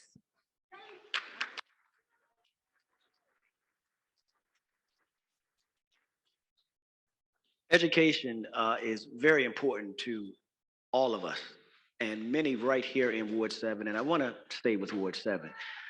As it relates to education, we have some wonderful teachers in Ward 7. We have some wonderful principals in Ward 7. We have some wonderful educators in Ward 7. We also have a lot of opportunity in Ward 7. If you don't believe me, just ask all the people that try to play the lottery to get their kids out of Ward 7. This question has to go to each candidate. You have 1 minute, but we'll start off with, Ward 8 Council Member Treyon White. How would you rate Ward 7 schools from 1 to 10, 10 being bad, 1 being great? And what would you do specifically to the worst performing school, to help the worst performing school in Ward 7 if you became mayor? So thank you, Kwame. I wouldn't rate all the schools under one category. You have some high performing schools in Ward 7, you have some that's struggling. What I do know is that when we put the resources in the right places, we get greater results. And as a young man growing up in DC, going to DC public schools, I know that when we put the right people in the right place and we create high quality seats everywhere, it gives people a greater opportunity, not just to go to college, but to get careers and open their own business. As the leader of Washington, DC, I would ensure that we can create a college track. What we used to have was a career track. I know because my mother went to Chamberlain and doing very well in the federal government, but also at entrepreneurship track. It's a crying shame that we have youth and young adults growing up in our city that can't even afford to live here or get a job in our government because they simply are not prepared. So as a leader of Washington, D.C., I was sure that we have quality schools right here in Ward 8 and Ward 7, East and Coastal River, because our kids have to travel an hour and a half across the city just to try to get a quality education. And there's a direct correlation between poverty and crime. And so we have to ensure that we are taking care of our young people as they travel throughout the city so they can come home and stay home and grow their families and get an equitable job and career here in our city. Thank you. At-large Council Member Robert White, once again, what specifically would you do to enhance the learning environment for schools in Ward 7, for parents that have kids in elementary school, that are concerned about middle school. The question is, what specifically would you do and how would you fund it? Thank you very much, Chairman, for that question. The first thing I'm going to do is engage our communities, because one of the things I know from my educational experience, I was at a top-rated school and I was failing because I didn't have the right support. I went to another school, Archbishop Carroll, that wrapped around me and showed me what's most important is community. This is an administration that doesn't listen to communities in education. Second, we in my administration will have the most substantial expansion of vocational education that we have seen in this city in decades. Third, we are going to support and not close the schools for our young people who are falling through the cracks. Shout out to Washington Met students who are here who never should have had their school closed under this administration. Finally, by the end of my first term, we will have universal childcare so that all of our young people are getting an early start and so that parents don't have to make the decision between leaving the workforce and sending their kids to school during the most pivotal learning years in their lives. I should mention that right now, 40% of school children born in DC leave the school system before the start of high school. We will turn that around because people will believe in our schools. I just want to note that if in fact anyone would mention someone specifically by name, then that person would have an opportunity to actually say something back. I just wanted to put that out there so people would know that. Mr. Davis? I want to note for the record, Chairman Brown, I didn't get to speak on the crime question, but for education, investing in our youth, what resources would I pour into Ward 7? So my time in the classroom as a math, science, and English language arts teacher, I learned that representation matters. So the first step that I would do is hiring more Black and brown educators. Children, students need to see people who look like them, who come from the same situations as them, who can understand and cope with some of the things that they're going through currently. I know that in my time in the classroom, there are many young men that I mentored that will come to me that lack father figures, lack role models, and I was happy and elated to be that particular person for them. So pouring into those resources with the representation and hiring teachers, pouring into the after school resources, which are oftentimes cut out of the budget due to budget cuts every year, making sure that we fund the arts and those initiatives to give children and students things that they can seek to aspire to be outside of just the traditional sports background or, other backgrounds that are pushed upon our students. So those are some of the initiatives that I will push in the classroom. Thank you. Mayor Bowser, the same question as it relates to Ward 7 schools. Well, thank you, Councilmember Brown. And first, let me say and acknowledge the very difficult 2 years that our schools have been through, our kids have been through, and our families have been through. We're very grateful to our teachers, our principals who turned on the dime, who innovated, and who made sure that our children were loved and engaged in a very difficult time, virtually and now in person. I am proud of the work that we've done over the last 2 years in our schools to make sure that all of our facilities had what they needed, that we came to an agreement with our teachers to be the first in the region to come for in-person learning and to focus on getting our kids back on track. We will have work to do because they all experience learning loss in Ward 7 and in all 8 wards. So we, for example, will introduce one of the largest education investments, actually the largest in the history of the District of Columbia, where no school will lose anything because of enrollment loss, because of any budget investments. Specifically on Ward 7, our investments in early education have been significant, including opening early education at Randall Highlands, the old Randall Highlands. We've been significantly invested in making sure families don't have to pay for their kids to ride the bus to school, and committed to safer routes to school and all of the wraparound services that go with it.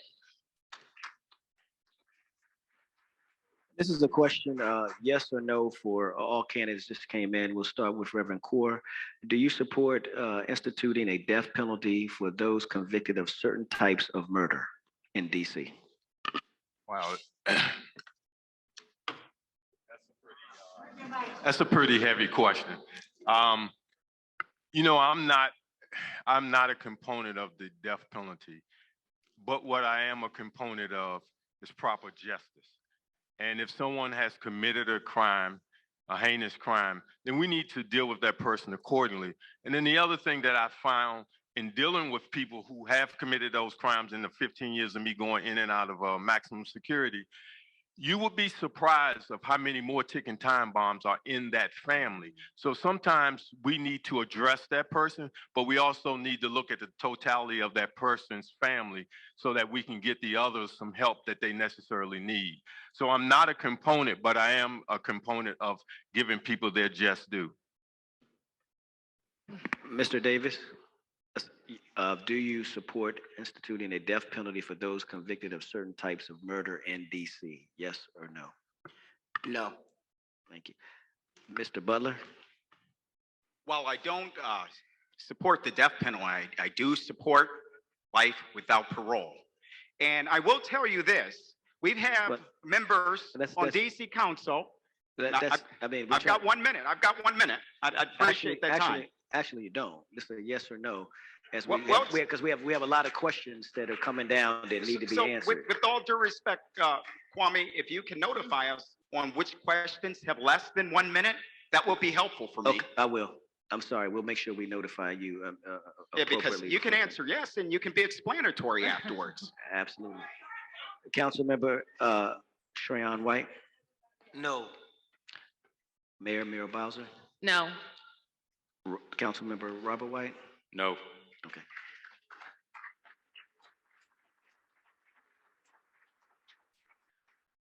Second question, and this is a yes or no.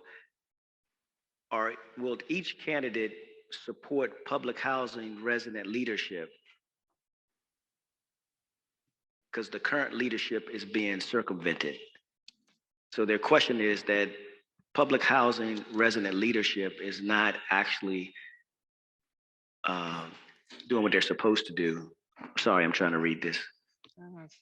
How would you support public housing resident leadership moving forward? Councilmember Shreyon White. 1 minute. 1 minute. Oh, thank you. So I always have been and always will support leadership within the community. Why? Because they know what's going on every day. Those are the people that's in the trenches, that's feeding families, clothing babies, walking kids to school. And so they have the solution. As a government, we need to hear from the community instead of being top heavy going down. And when we see that we are, even in public housing, we see the new public housing coming online, they've been privatized and owned by private developers. You don't see the traditional housing authority working on the property. You don't see the traditional rental office. Why? Because we are infusing capital dollars to our public housing. So it's no longer public housing, but it's private housing because the people are now having a voice at the table at their community meetings and at the DC City Council, the DC Housing Authority Board. And so we have to make sure that we put the power back in the hands of the people. So I always have supported and always will support the voice of the people. Thank you. Mr. Davis. I am a big proponent of pathways to leadership, so I would definitely support public housing resident leadership in regards to establishing community, restoring accountability, communication, and trust. So with that particular aspect, we know that when you empower people to be leaders, they usually do the right thing. So with that particular leadership model in place, we could kind of segue that into making sure that we are actually hearing out what our residents are saying, making sure that our conditions are up to standard, making sure that people actually take the time to, you know what, where I start is not where I end, and I continue on and I build better. And that's how we build our community back. Thank you. Mr. Kaur. Thank you. I do support the leadership. I think one of the things that we should and always should do is, as we put people in charge, that we need to measure the performance of the people that we're putting in place. So if we do that, then we will also make sure that the housing is fair. We will make sure that the housing is clean and it meets proper standards, because some of the housing projects I've seen do not meet those, and I would not want to live there, and I would not want someone to live in a place that I would not want to live in. Mr. Butler. Yes, I do support resident public housing leadership, but I also believe that DC needs to change the formula on how it calculates what affordable housing is. And I say that because we can simply, with the stroke of a pen, change. There's nothing in the law that compels us to calculate AMI using HUD's formula. Right now, today, we can, HUD's formula forces us to take into account the surrounding counties in Maryland and Virginia. It forces what's affordable in DC upward instead of adopting our own localized formula and bringing true affordable housing to the district. We can do it, but we've got to have a strong leader that's willing to fight for the people, that understands what it means to bring real affordable housing. Thank you. Mayor Bowser? Yes, Kwame. I'm not quite sure that I understand that question, but I can tell you how we have supported resident leaders in public housing, and that's in keeping our commitments to new communities. New Communities was a program launched, I believe, by Mayor Tony Williams that focused on several public housing communities across the District of Columbia. Mayor Gray was instrumental in making sure that Lincoln Heights and Richardson Dwellings was added to the New Communities, and that we have maintained our funding. Just yesterday, we were in Kenilworth in Ward 7, where the resident president stood up and said how pleased she was working with the Housing Authority, and where we all reiterated our commitment to, as while we transform public housing, that residents have to have a commitment from all of us to get those projects done quickly so that they can come home to new, safe, quality, affordable housing. And that's what we're going to do in all the new communities. Thank you. At-large Councilmember Robert White? Thank you. I do know where that question is coming from because when residents in public housing feel they aren't being listened to, they call me and they ask me to come listen, see what they're doing, see the things that we could be investing in. I went recently to Garfield to see what one resident did, actually created a community rooftop garden and is working on hydroponics, but feels like they can't get listened to by the Housing Authority Board. Here's the issue. The Housing Authority right now is in a leadership crisis. They are being investigated by HUD. They have been served in a subpoena by the U.S. Attorney's Office, and I guarantee if we had more resident voices in leadership positions, that wouldn't be the case. I've led the effort to maintain our repair costs for public housing at $50 million. We need more than that, but most importantly, we need a mayor who is going to appoint people who are going to go in and solve the problems, not people who are going to be allies in doing the same thing. Thank you. This question is for at-large Councilmember Robert White. Mayor Bowser has a 57% approval rating. Mayor Bowser, current poll has her at 47% and has you at 19%. What are you going to do to ensure that residents either get to know you, and how are you possibly going to win a campaign and talk about the mayor in such a way when she has a 57% approval rating? Thank you for that question. The poll I saw showed the mayor at below 50%, and saw substantial concern with where our city is heading. Here's how we're going to win. In the last fundraising cycle, we beat the two-term incumbent mayor because she had 252 donors. We had 645. The people are with us.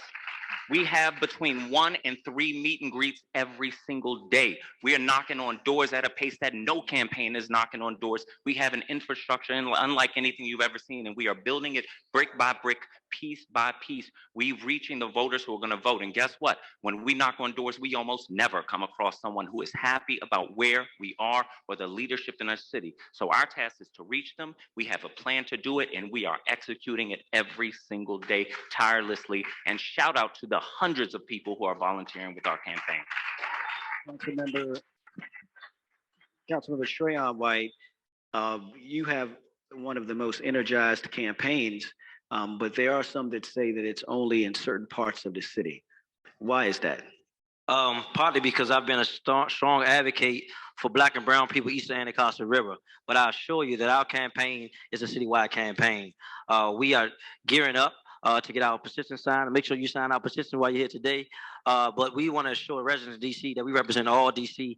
But we're going to be sharp on issues that involve in equity in Washington, DC as we move our campaign throughout the city. And people, as I travel throughout the city, as was already echoed, there are a lot of residents who are not happy with our current mayor. And those who are, I found out they're directly connected to the mayor in administration or getting a government contract. And so I just believe that bad things happening when good people to do nothing. And so we are going to stretch our limbs across the city so people can hear our voice. So, Trayon White is the candidate for the people for Washington, D.C. And we're getting that already. We just came from down Southwest just now, and people are feeling our campaign, are tired of the status quo. Mr. Butler, you have had the opportunity, and I've seen you for a number of years. This is not your first rodeo to running for mayor. The question is, you are still not showing up on the radar screen as it relates to polling. Why is that? Well, I think the poll was a biased poll. It was a sample of 500 and something individuals. I will say this, the Washington Post has been very biased toward me, and I'm going to call them by name. And I know truth is an absolute defense to defamation, but the reporter, Paul Schwartzman, has personally, in his individual capacity, tried to recruit campaign members or dissuade them from being on my team.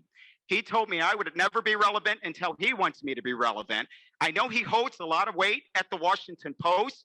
I wish I had been included in the poll, but was not included. I believe if I was included, I believe we would have done comparable to Robert and Trayon White.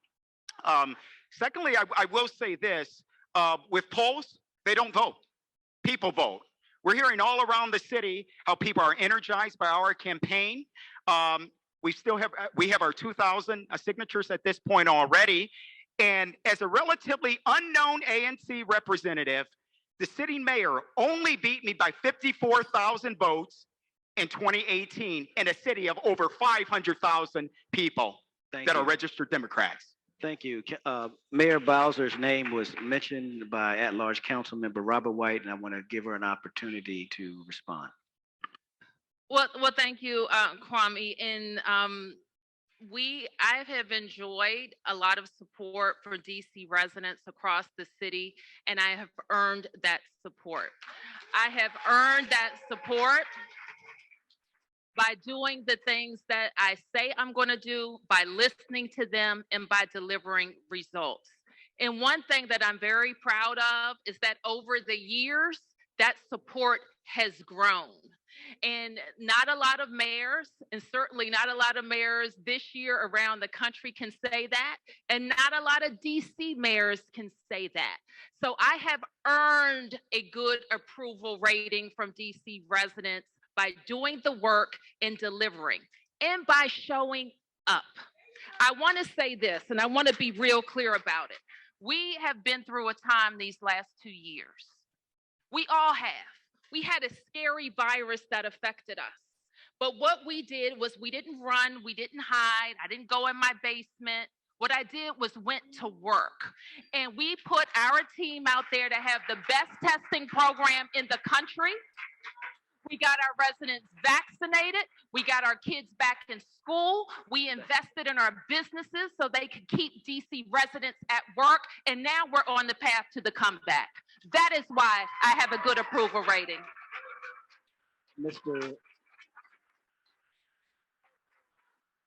Davis, for many in the audience, this is their first time seeing you and given an opportunity to hear from you.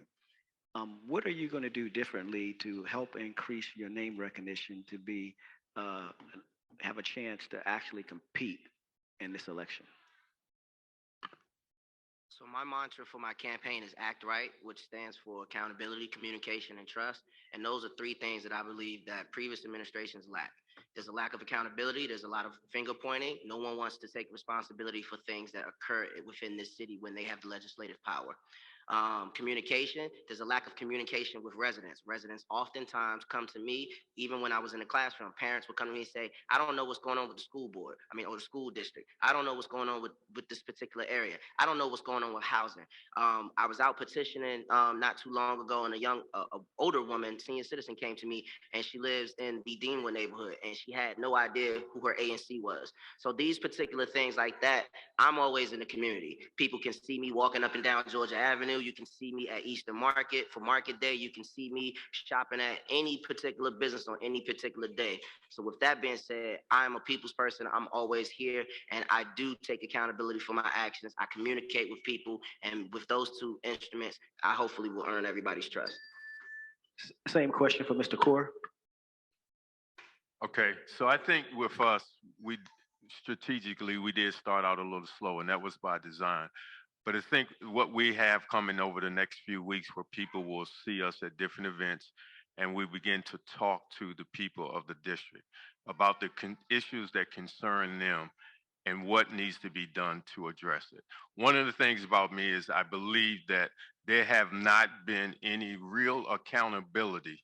The district should not look the way it looks right now. I hear everything that everyone is saying, but the district should not look the way it does right now. We need to fix DC. We need to be able to communicate to the people of the district. We need to be transparent with them and make sure that they understand what is going on in their city. And that way we will get known from what we're doing, and as we begin to get out and meet with people. Thank you. This question is for Mayor Bowser. Only 17% of police officers live in DC. Where is the Officer Next Door program?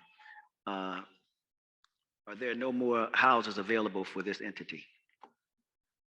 Well, I will have to double check that stat, but we want more police officers, teachers, government workers to live right here in Washington. So that questioner is spot on. And one way that we do it is to make sure that we're investing in affordable housing.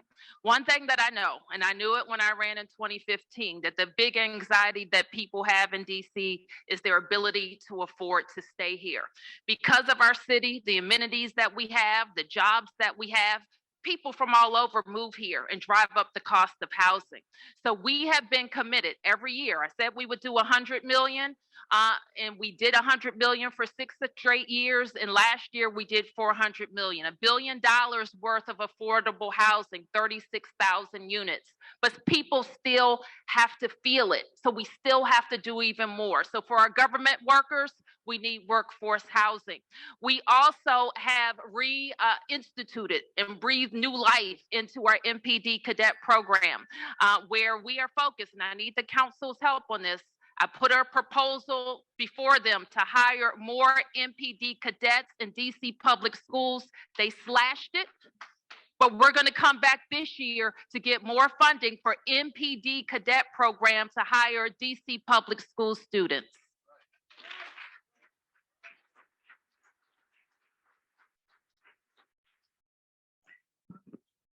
The next question is yes or no. No 1 minute. None of that. Just yes or no.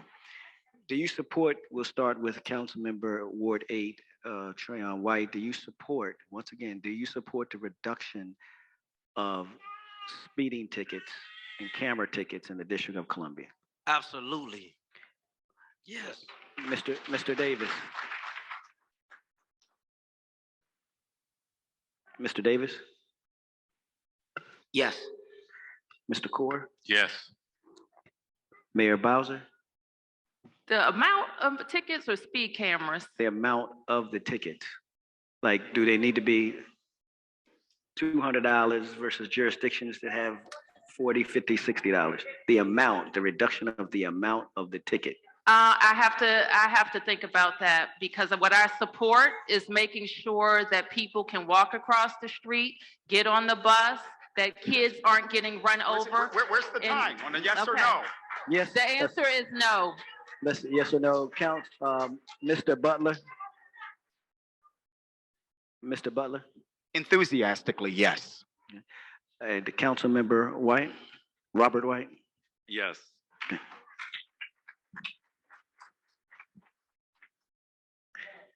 Next question, and I'm sorry we're trying to get them from the audience as they're putting them in.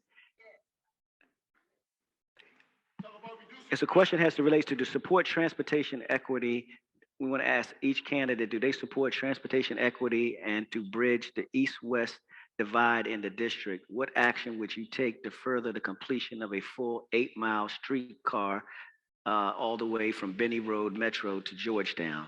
Do you believe that there is a path to build the full 8-mile, and do you commit to do it? Councilmember White. Which one? Which one? Do you support All right. a full 8-mile streetcar line all the way from Benny Road Metro to Georgetown? So my answer is no. Right? We're in the city of Washington, D.C., where we have several forms of transportation. We have train, metro bus, circulator, cab, Uber, you name it, bikes. So we have a way to get around. What I don't see is the number of people invested in this what is it called? Streetcar. I feel like it's not Washington, D.C., it's not who we are. And we have a number of ways to move throughout the city. And more we take away dollars to support that, we lose dollars in other places. We need to put money towards greater education seats in our community, more after-school programs, better healthcare services, and places that matter, not another streetcar where there's 3 to 4 people riding the streetcar every day.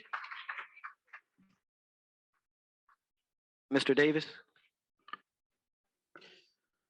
So I'm not a proponent of expanding the streetcar that far. I believe that we do have a pretty solid transportation infrastructure. However, it's managed poorly.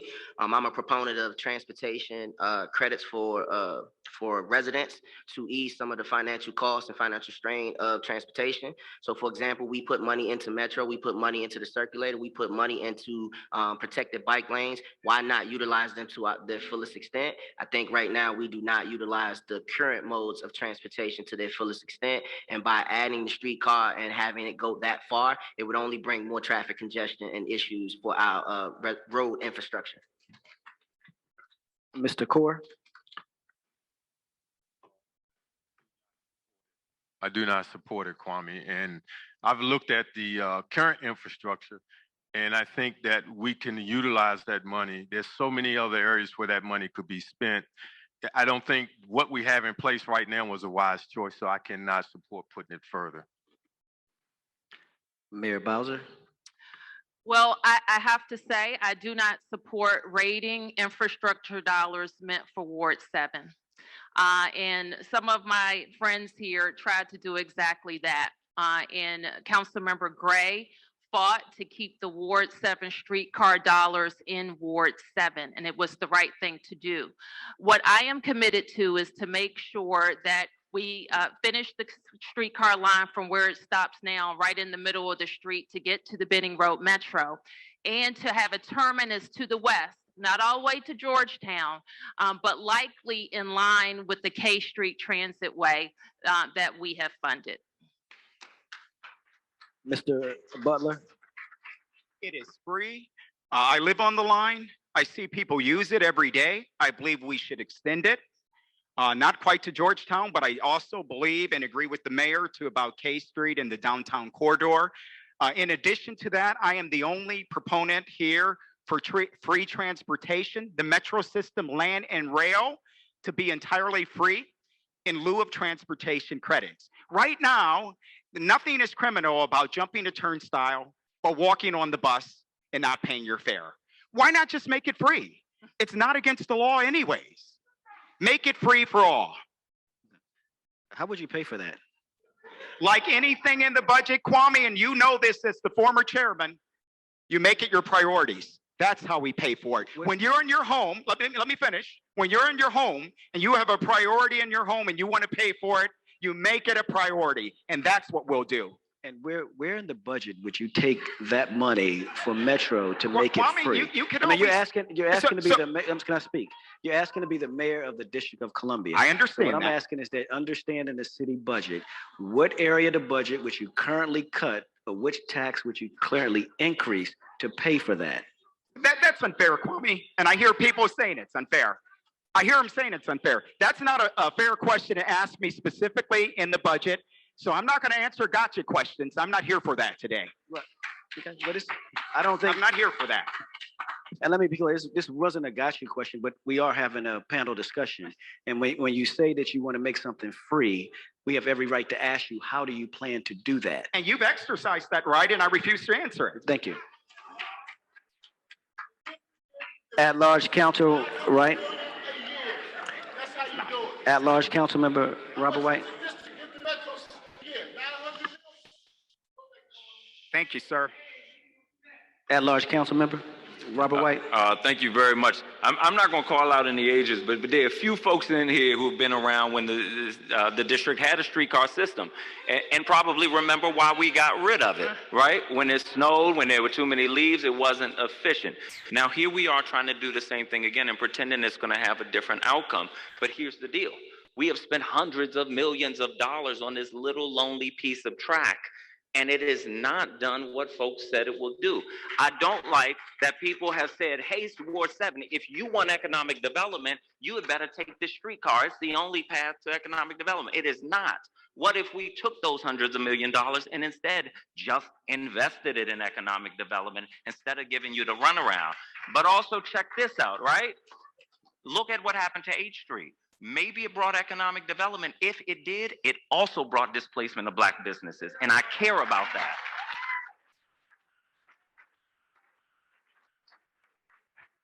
So when this question comes up, about how you're going to pay for something, stop doing things that don't work. There it is.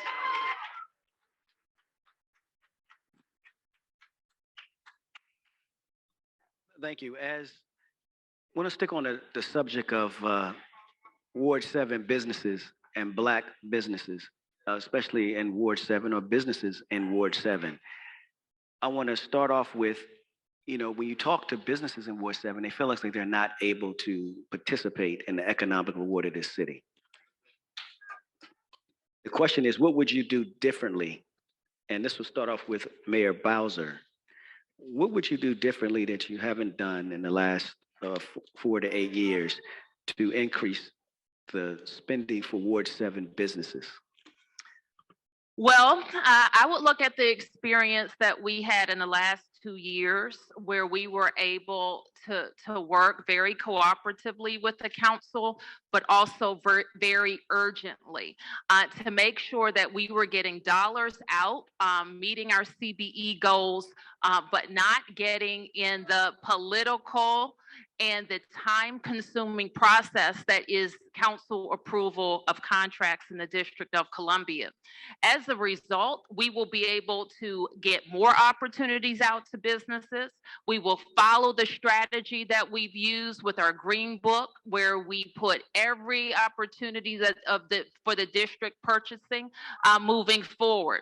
Furthermore, we will use innovative tools like the Food Access Grant, which is what we are doing, where we have awarded $9 million to food serving retailers that are opening in Ward 7.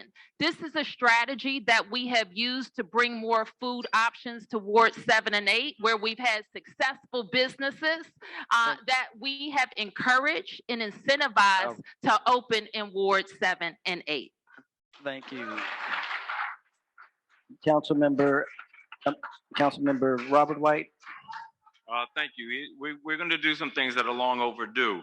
As mayor, first of all, I'm going to close the gaps in our economic corridors. So think about Pennsylvania Avenue. We need to create these as spaces, as destination spaces for people to come. Second of all, we spend a lot of money in this city attracting businesses to come here. Think the DC Economic Partnership, incredible organization.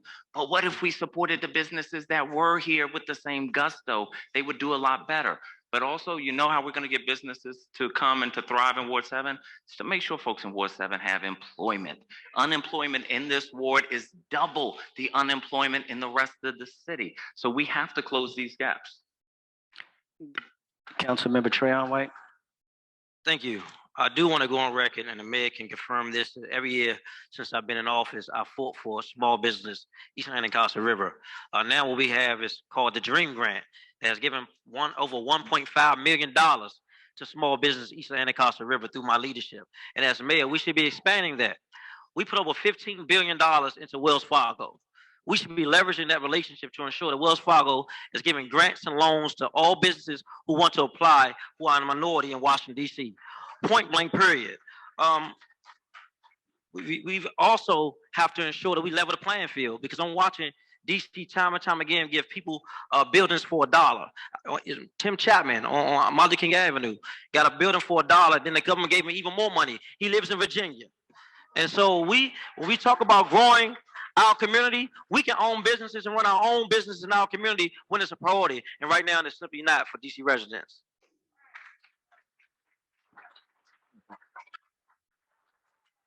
We just want to ask, we want to ask everyone just to be like respectful to the candidates. We want to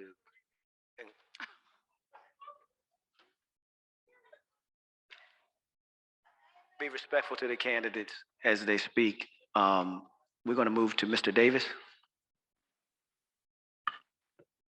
So in order to spur business development, we have to invest grants into the community. We have to make sure that the communities not only know that these grants exist, but they're eligible to receive these grants. Oftentimes grants go to businesses that do not really have an aesthetic for the neighborhood. We oftentimes see franchises and businesses randomly pop up in areas, and it's like, you know what, that doesn't necessarily fit the neighborhood. Why is that even there? So without appropriate feedback and communication with the residents, you have no idea what's going on in that area. So when you start to look at the areas like Bennett Road, Pennsylvania Avenue, Minnesota Avenue, you can walk there right now. You see very limited businesses. You see liquor stores, corner stores, you see, a grocery store, but they're not really businesses that are invested completely and wholeheartedly into the community. And those particular businesses, we need to continue to invest into businesses that we have attached to pathway to ownership programs, where residents actually can learn to run a business, where they can learn entrepreneurial skills.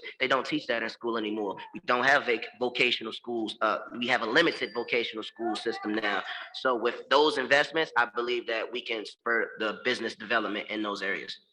Thank you. Mr. Kaur?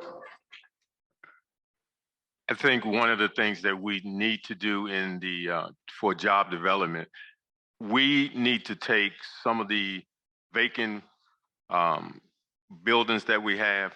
We need to look at technology, and we need to bring technology into the district. In the future, we will not be able to do anything without math and science. There's a lot of opportunity that I'm looking at over the years of my career that we can bring into the district that can address our poverty rate first and foremost. And then we put the necessary training in place. And again, then we go to these banks that we have deposited so much money in and we have given so much to, and fund some of these buildings and fund some of these businesses, and allow the people of color to be able to build businesses that are legacy, that will be generational. We don't have any generational wealth, and we need to build generational wealth in the Black communities. Mr. Butler? Folks, we have a combined total of 32 years on DC government. 6 years on DC Council, 6 years on DC Council for Councilman White, and 8 years as the mayor. We can't continue to do more of the same and expect a different result.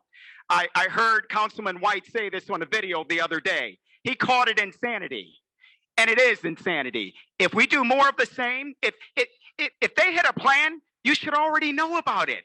They shouldn't be sitting here telling you what their plan is for economic development for Ward 7. You should already know about it. After 8 years as mayor, 6 years on council, 6 years on council, we need to, one, stop giving things away for $1. Stop giving away for $1. Make sure that we're investing in our CBEs, that those are actually going to people of color. Right now, we know that nearly 90% of those are not going to Black and brown people. That's what we can do. We can really get someone that will fight for the people of the district, and specifically Ward 7. Chairman, as he called me out twice, I believe I have 30 seconds to respond. Yes, you do. I appreciate it. Mr. Butler, let me tell you something. First of all, I do have a plan. You could go to my website and you can look at it in detail. Second of all, I don't need just a plan of what I'm going to do. I have a record for what I have done. And nobody on this stage helped Black businesses buy their own building. That's the type of stuff that government didn't do. I think outside the box. I work outside the box. And I will put my record up in front of anybody and challenge you to come up with a better idea. And if you don't have a better idea, then just work with us. May I respond? May I respond? No. You mentioned his name. He responded. He mentioned your name back and in response to you mentioning his name. Okay, fair enough. This question has to, what have you done assisting returning citizens in housing issues? We'll start off with Councilmember Ward 8, Trayon White. Well, I just believe, quite frankly, I'm the candidate to know more returning citizens than anybody running for mayor for Washington, D.C. I ran a program inside of D.C. jail for 3 years called Black Fathers Matter, in which we engaged and reconnected people back to their families and with resources. I was in Navy Yard today, and 3 gentlemen walked up to me, all who returned to citizens trying to get some help. I see Mr. Petty in here, who also runs an organization to help returning citizens. There are many returning citizens make up over 70,000 residents in Washington, D.C., but they're not acknowledged. And I do want to note that I've been visiting D.C. jail and all other prisons throughout the country, representing and fighting for returning citizens in Washington, D.C., not with just talk, but with action. And as mayor, I want to beef up our mayor's office of returning citizens affairs, because right now it's not reaching its maximum capacity, and people are falling behind in housing, unable to get jobs and get opportunities, and going back to a life of crime. We have to start younger, as early as middle school, to redirect people into opportunities. And so if you're looking for a person to represent returning citizens in Washington, D.C., that's Trayon White for mayor. Thank you. Mr. Davis.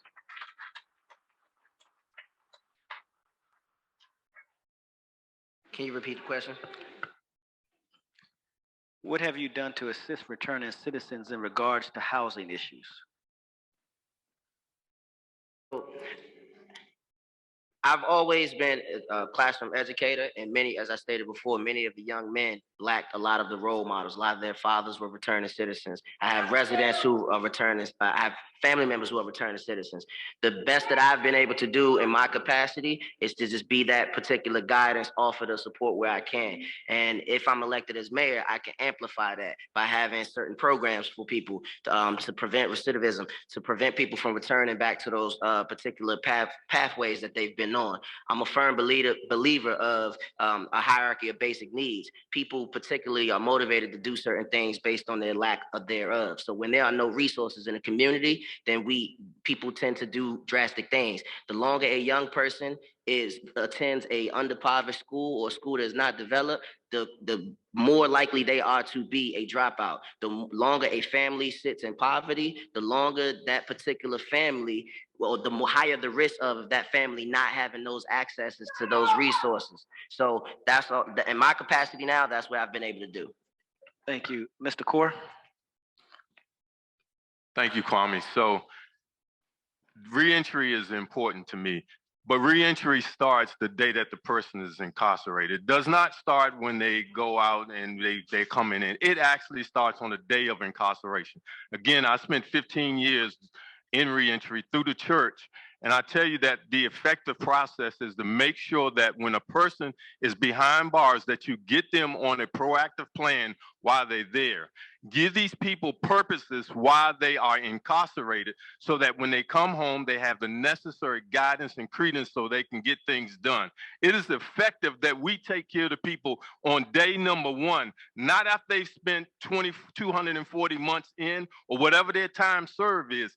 Time served does not do any good. I'm working with 3 people right now that are incarcerated in the district. 2 are in Georgia and 1 is upstate somewhere. We've got to do a better job with reentry. Right now, what we're doing does not work. It is not working. I spent 15 years and I returned as citizens. 80% of them are still on the street right now to this day.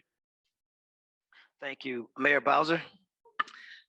First, we want to make sure we continue to focus on some successful programs that we put in place at Morca and the Ready Center at DC Jail to make sure that when our men and women come home, they're connected to every service that they're entitled to. And I'm talking about from IDs to being connected to health insurance, mental health supports, and the like. And we need to do that before anyone leaves. We also piloted, and because of the American Rescue Plan, we've been able to lean into this vouchers for returning citizens and other public safety involved residents. What we know is that people need a runway. They need a chance to come home to their families. They need a chance to re-engage with their children. Their families have missed them. That leadership that they have in their own family means so much, but they need to have something to do that. And that's what we think that housing voucher will allow, as well as some cash assistance to help people more smoothly re-enter. Thank you, Mr. Butler. If you've done your time, you shouldn't be penalized at the ballot box with housing or with voting. That's a fundamental belief of mine, but I also believe that we also need to get the mental health services if they need it. I've worked very closely with CSOSA, and we know from stats that nearly 40% of the people that go back and re-enter have a mental or behavioral health issue that remains untreated. We have to be sure that we get them adequate services, jobs, again, and not being penalized at the ballot box when it comes to housing, and restore hope so that they can reintegrate. Thank you. Councilmember Robert White. Thank you, Chairman. When I was in law school and when I was studying for the bar exam, my brother was incarcerated in Petersburg. And a lot of folks know what happens when you have incarcerated family members. You have to, drive their kids up and down the road and help. The family has to come together to help take care. And so I saw these struggles firsthand. But what really made me angry was that when my brother came home, it was so much harder for him to transition back than it should have been. And I made a determination that if I was ever in a position to be a champion for returning citizens, I was going to do that. And when I got elected, I talked to returning citizens, and here's what we did specifically on housing. I created the first housing vouchers for returning citizens that are still funded to this day. I created a free transportation plan for the first 3 months for when people return so that they can get around to look for housing. I created a free ID and birth certificate plan so that when they get home, they have a way to apply for housing. And I doubled the size of the mayor's office on returning citizens affairs so that we had housing counselors. These weren't my ideas. These were ideas that came from returning citizens themselves. I just work with the community to get it done. That's not accurate. Not accurate. All right, we are now almost to wrapping up this mayoral debate. I want to go right back down the list. We do have a number of questions, and we'll ask each candidate yes, no, no 1 minute, just yes, no. We'll start off with Ward 8 Councilmember Trayon White. Councilmember White, do you support ranked choice voting? No. Hiring more police officers? No. Pay to use any or some public funds to build a new football stadium? No. Raising taxes on the wealthy? Yes. Keeping the current school structure, mayoral control No. in place? Mr. Davis, do you support ranked choice voting? Yes. Hire more police officers? No. Pay to use some funds or any funds to build a football stadium? No. Raise taxes on the wealthy? Yes. Keep the current mayoral control in place? Absolutely not. Mr. Core, ranked choice voting? Hire more police officers? No. Pay to use any public funds to build a brand new football stadium? No. Raise taxes on the wealthy? Yes. Keep the current mayoral control schools in place? Absolutely no. Mayor Bowser, do you support ranked choice voting? I do, no. Hire more police officers? Yes. Pay to use some or any funds to build a new stadium? Stadium, no. Raise Land, taxes, yes. raise taxes on the wealthy. No. Keep the current school board mayoral control. Yes. Mr. Butler, do you support ranked choice voting? Absolutely not. Hire more police officers. Absolutely yes. Pay to use any or some public funds for a new football stadium. Yes. Raise taxes on the wealthy. Absolutely yes. And keep the current mayoral control board in place. I will relinquish mayoral control. No. At-large council member Robert White, ranked choice voting. Do you support ranked choice voting? No. Hire more police officers. No. Pay to use some public funds for a new football stadium. No. Raise taxes on the wealthy. Yes. Keep the current structure, the mayoral structure of the school board in place. No. No.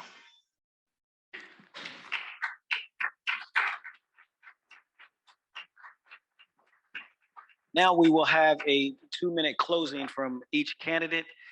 And we will start off with Council Member Ward 8, Treyon White. Thank you. Before I go into my closing remarks, I did want to acknowledge James Hutchinson, if you can raise your hand, who runs Incarcerated Lives Matter. We are the first whole way house in Washington, D.C. that not only provide resources, but also provide housing east of Anacostia River for people coming home from incarceration. So I did want to acknowledge you, brother. My name is Treyon White. I've been involved in politics since I was a young man. And quite frankly, this is our city. And if we keep doing the same thing over and over again, expect a different outcome, that's the definition of insanity. We need new leadership. Leadership is about the people. And we can applaud ourselves for building all these new buildings and these new skyscrapers. But it's about building the people that have to go inside those buildings. And that's my heartbeat. As I talk to residents each and every day, I walk throughout the city, people are not happy when we get in our city. We're getting tickets, high blood pressure, lack of food access, headaches, violence in around our schools, poverty and crime in our community. And it used to be just east of Anacostia River, but now it's traveling throughout the city. So now people are concerned. I was talking to Miss Carol Lewis today in Navy Yard, and she was talking about a project in Ward 5. And she said, Mr. White, how can we keep building all these projects, but it's not affordable? I heard the mayor say we spent $1 billion for affordable housing, but affordable for who? Affordable for who? Because everyday residents can't afford to live in these new places. We are going against the law in Washington, D.C. The Housing Production Trust Fund is supposed to be 40%, 40%, 20%. We spent over 44% of those dollars for people earning between $89,000 and $125,000 a year. I don't know about you, but most people I know in Washington, D.C. that's been here through the long haul, through the crack epidemic, through the riots, don't earn $120,000 a year. But what about those people? Those black and brown individuals who want to stay here and thrive with the city. As we say, we got all this money, $17.5 billion, but everyday people don't feel it. And that's my commitment, to create more jobs, more housing, better quality education, more opportunities for residents who are stuck where they are because there's not a vision for those people. We know that where there's no vision, the people perish. And people in Washington, D.C. are tired and are perishing. So you want that to change? Go to the ballot and vote Treyon White for mayor for Washington, D.C. Thank you. Mr. Davis?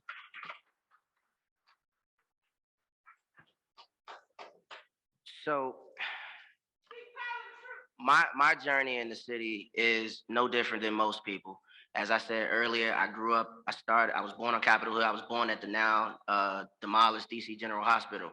So I've seen this city, for my lifetime. And for me, we've seen this city progressively get better. I will say that. But at this particular time, at whose expense?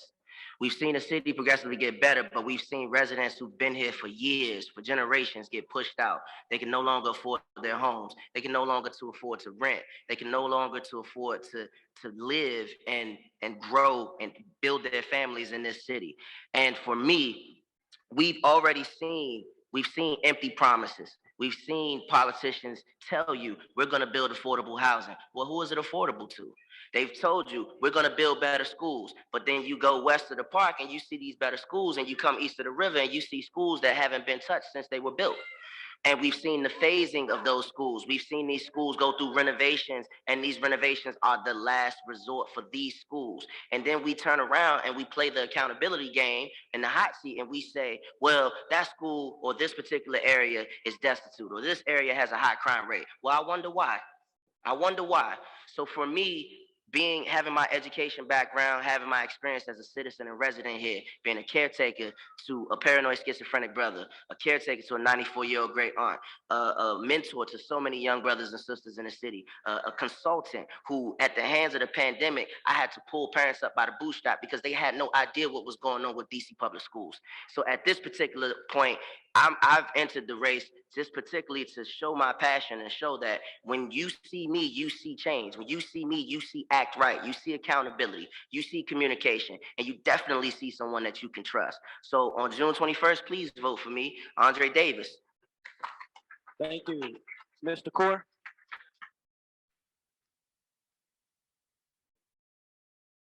So the district is in a situation that I don't understand and recognize. I've had over 30 years of telecommunication experience. 15 of the last years of my career in the telecom industry, I was an executive. I've worked everywhere from the Mexican border all the way to as deep northeast as to the Connecticut. And coming home to look at what we have as people of color, a 38% poverty rate. 36% of them are just above the poverty rate. And lack of education is not the problem. People of color are being mistreated. And if I'm selected as mayor, one of the first things I would do is begin to work on the poverty rate, the education that is happening in our school systems. We're looking at crime and we continue to want to keep funding the police. We need to take care of these young folks, right? They have nothing in place. I walk down the street and talk to them every day. I'm in Ward 8 every single day talking to them. I'm in Ward 5 talking to them. They are not looking for what we're giving them. If I'm selected as mayor, one of the things I'm used to doing is putting a scorecard on performance. The city is not performing, and we need to get performance out of the city, financially, educational, and there needs to be transparency on everything that's going on in this city. If I'm selected on that day, that is what I will do. I will bring my love for people and my education. First and foremost, my love for the people, because my education don't mean nothing if I'm not taking care of the people. And with that, I'll just say on June the 8th to vote for me for your next mayor. Thank you. Thank you. Mayor Bowser? Well, thank you. And first, I want to thank all the residents of Ward 7 for the trust that you've placed in me over these years. I know that we have worked hand in hand on a lot of issues, and I work every day to earn that trust. I hear loud and clear from you and the people of the District of Columbia the anxiety that people feel about being able to afford to stay in Washington, D.C., and we are committed to putting our best tools in place to build more affordable housing, but also to create the types of career sustaining and DC sustaining wages and jobs that will allow people to afford to live here. Our commitment to making sure that Ward 7 schools are working for Ward 7 is real. We have done real work in early childhood education for Ward 7 schools, but also strengthening the opportunities for immersion right here in Ward 7. You talked to me a lot about Winston, and we are looking very closely at citywide opportunities to make Winston and bring it alive again. So you have my commitment to working on the big issues and to making sure that as a city, that Ward 7 is finally getting the investments that it needs. A new grocery store, the first one in 20 years. We'll have an announcement hopefully very soon about another new grocer in Ward 7 and bringing the types of food options and retail options that people want. That is what we've been working on together, and that's what we have to continue to do. I know this very clearly, that now is not the time in Washington, D.C. to take a chance on untested leadership. And let me be clear, people have had an opportunity for leadership. People have sat on the board of directors of an $18 billion corporation, the Washington, D.C. government. And so if you have been committed to these big ideas, why haven't you done them? Thank you. So what I'm saying now, you know what we've been through. You know I have the skills. You know I have the heart. You know I have the courage. And you know I'm going to fight for you, and I'm not going to back down. Time. Not to the biggest Time. bully or the littlest bully. We're going to fight together. Thank you, Mayor Bowser. Mr. Butler.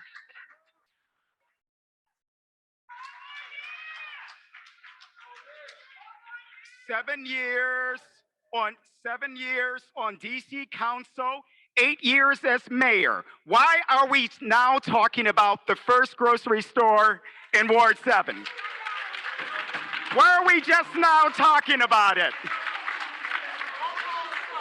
Every single metric in this city has moved in the opposite direction for every single metric. Crime is at a 20-year high.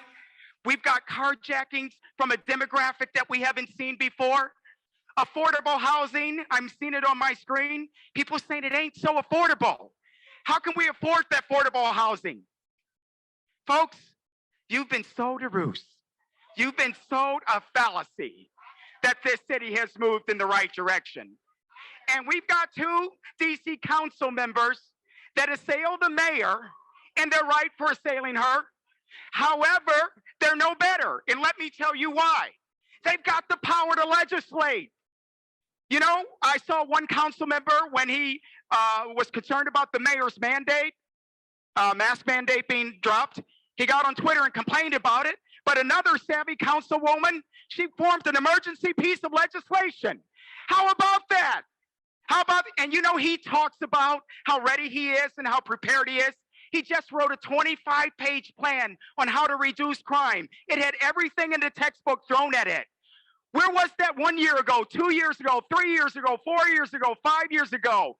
Now suddenly when he's a mayoral candidate, crime has become a concern of his.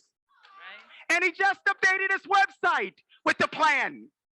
Folks, if they had a plan, you should have known about it a long time ago. It's time to get bold, decisive leadership with the backbone that will get this city on the right track to be emblematic of the nation's capital of the world. For DC, I'm asking for your vote on June 21st. Thank you, and God bless the great District of Columbia. Thank you. And last, council member at large, Robert White. Thank you, Chairman, and I want to thank all the residents for coming and those who tuned in. I also want to thank my fellow candidates because deciding to run for public office is a difficult thing. Now, when you walk out of here today, I'm going to ask you to do something. Look up the street and look down the street and ask yourself, what is better today than 7 years ago? In one of the wealthiest jurisdictions in the nation, the leaves still ain't picked up in March. In one of the wealthiest cities in the nation, we have a higher rate of poverty than almost anywhere else in the country and a smaller middle class than almost anywhere in the country. This sounds the same way as it did 7 years ago. What is different is that now, for the first time in a long time, our population is dwindling.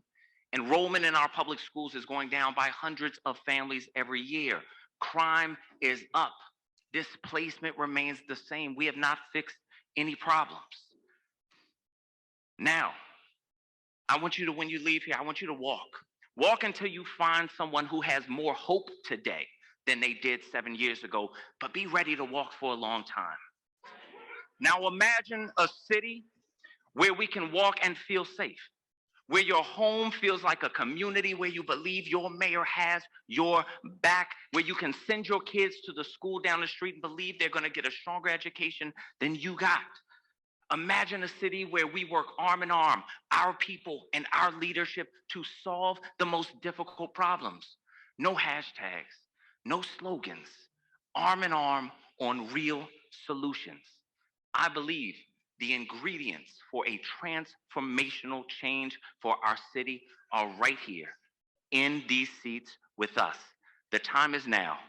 Our opportunity is in the ballot box on June 21st.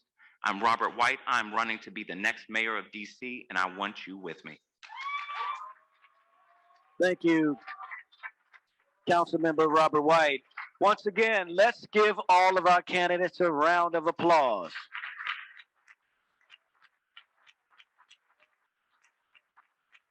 We're now turning it back over to Wendell Felder, President of the Ward 7 Democrats. Hold on, everybody. I just got a couple of announcements before folks rush out. I'm gonna ask if we can keep all of the candidates on stage for a photo, and we could join and have the moderator as well.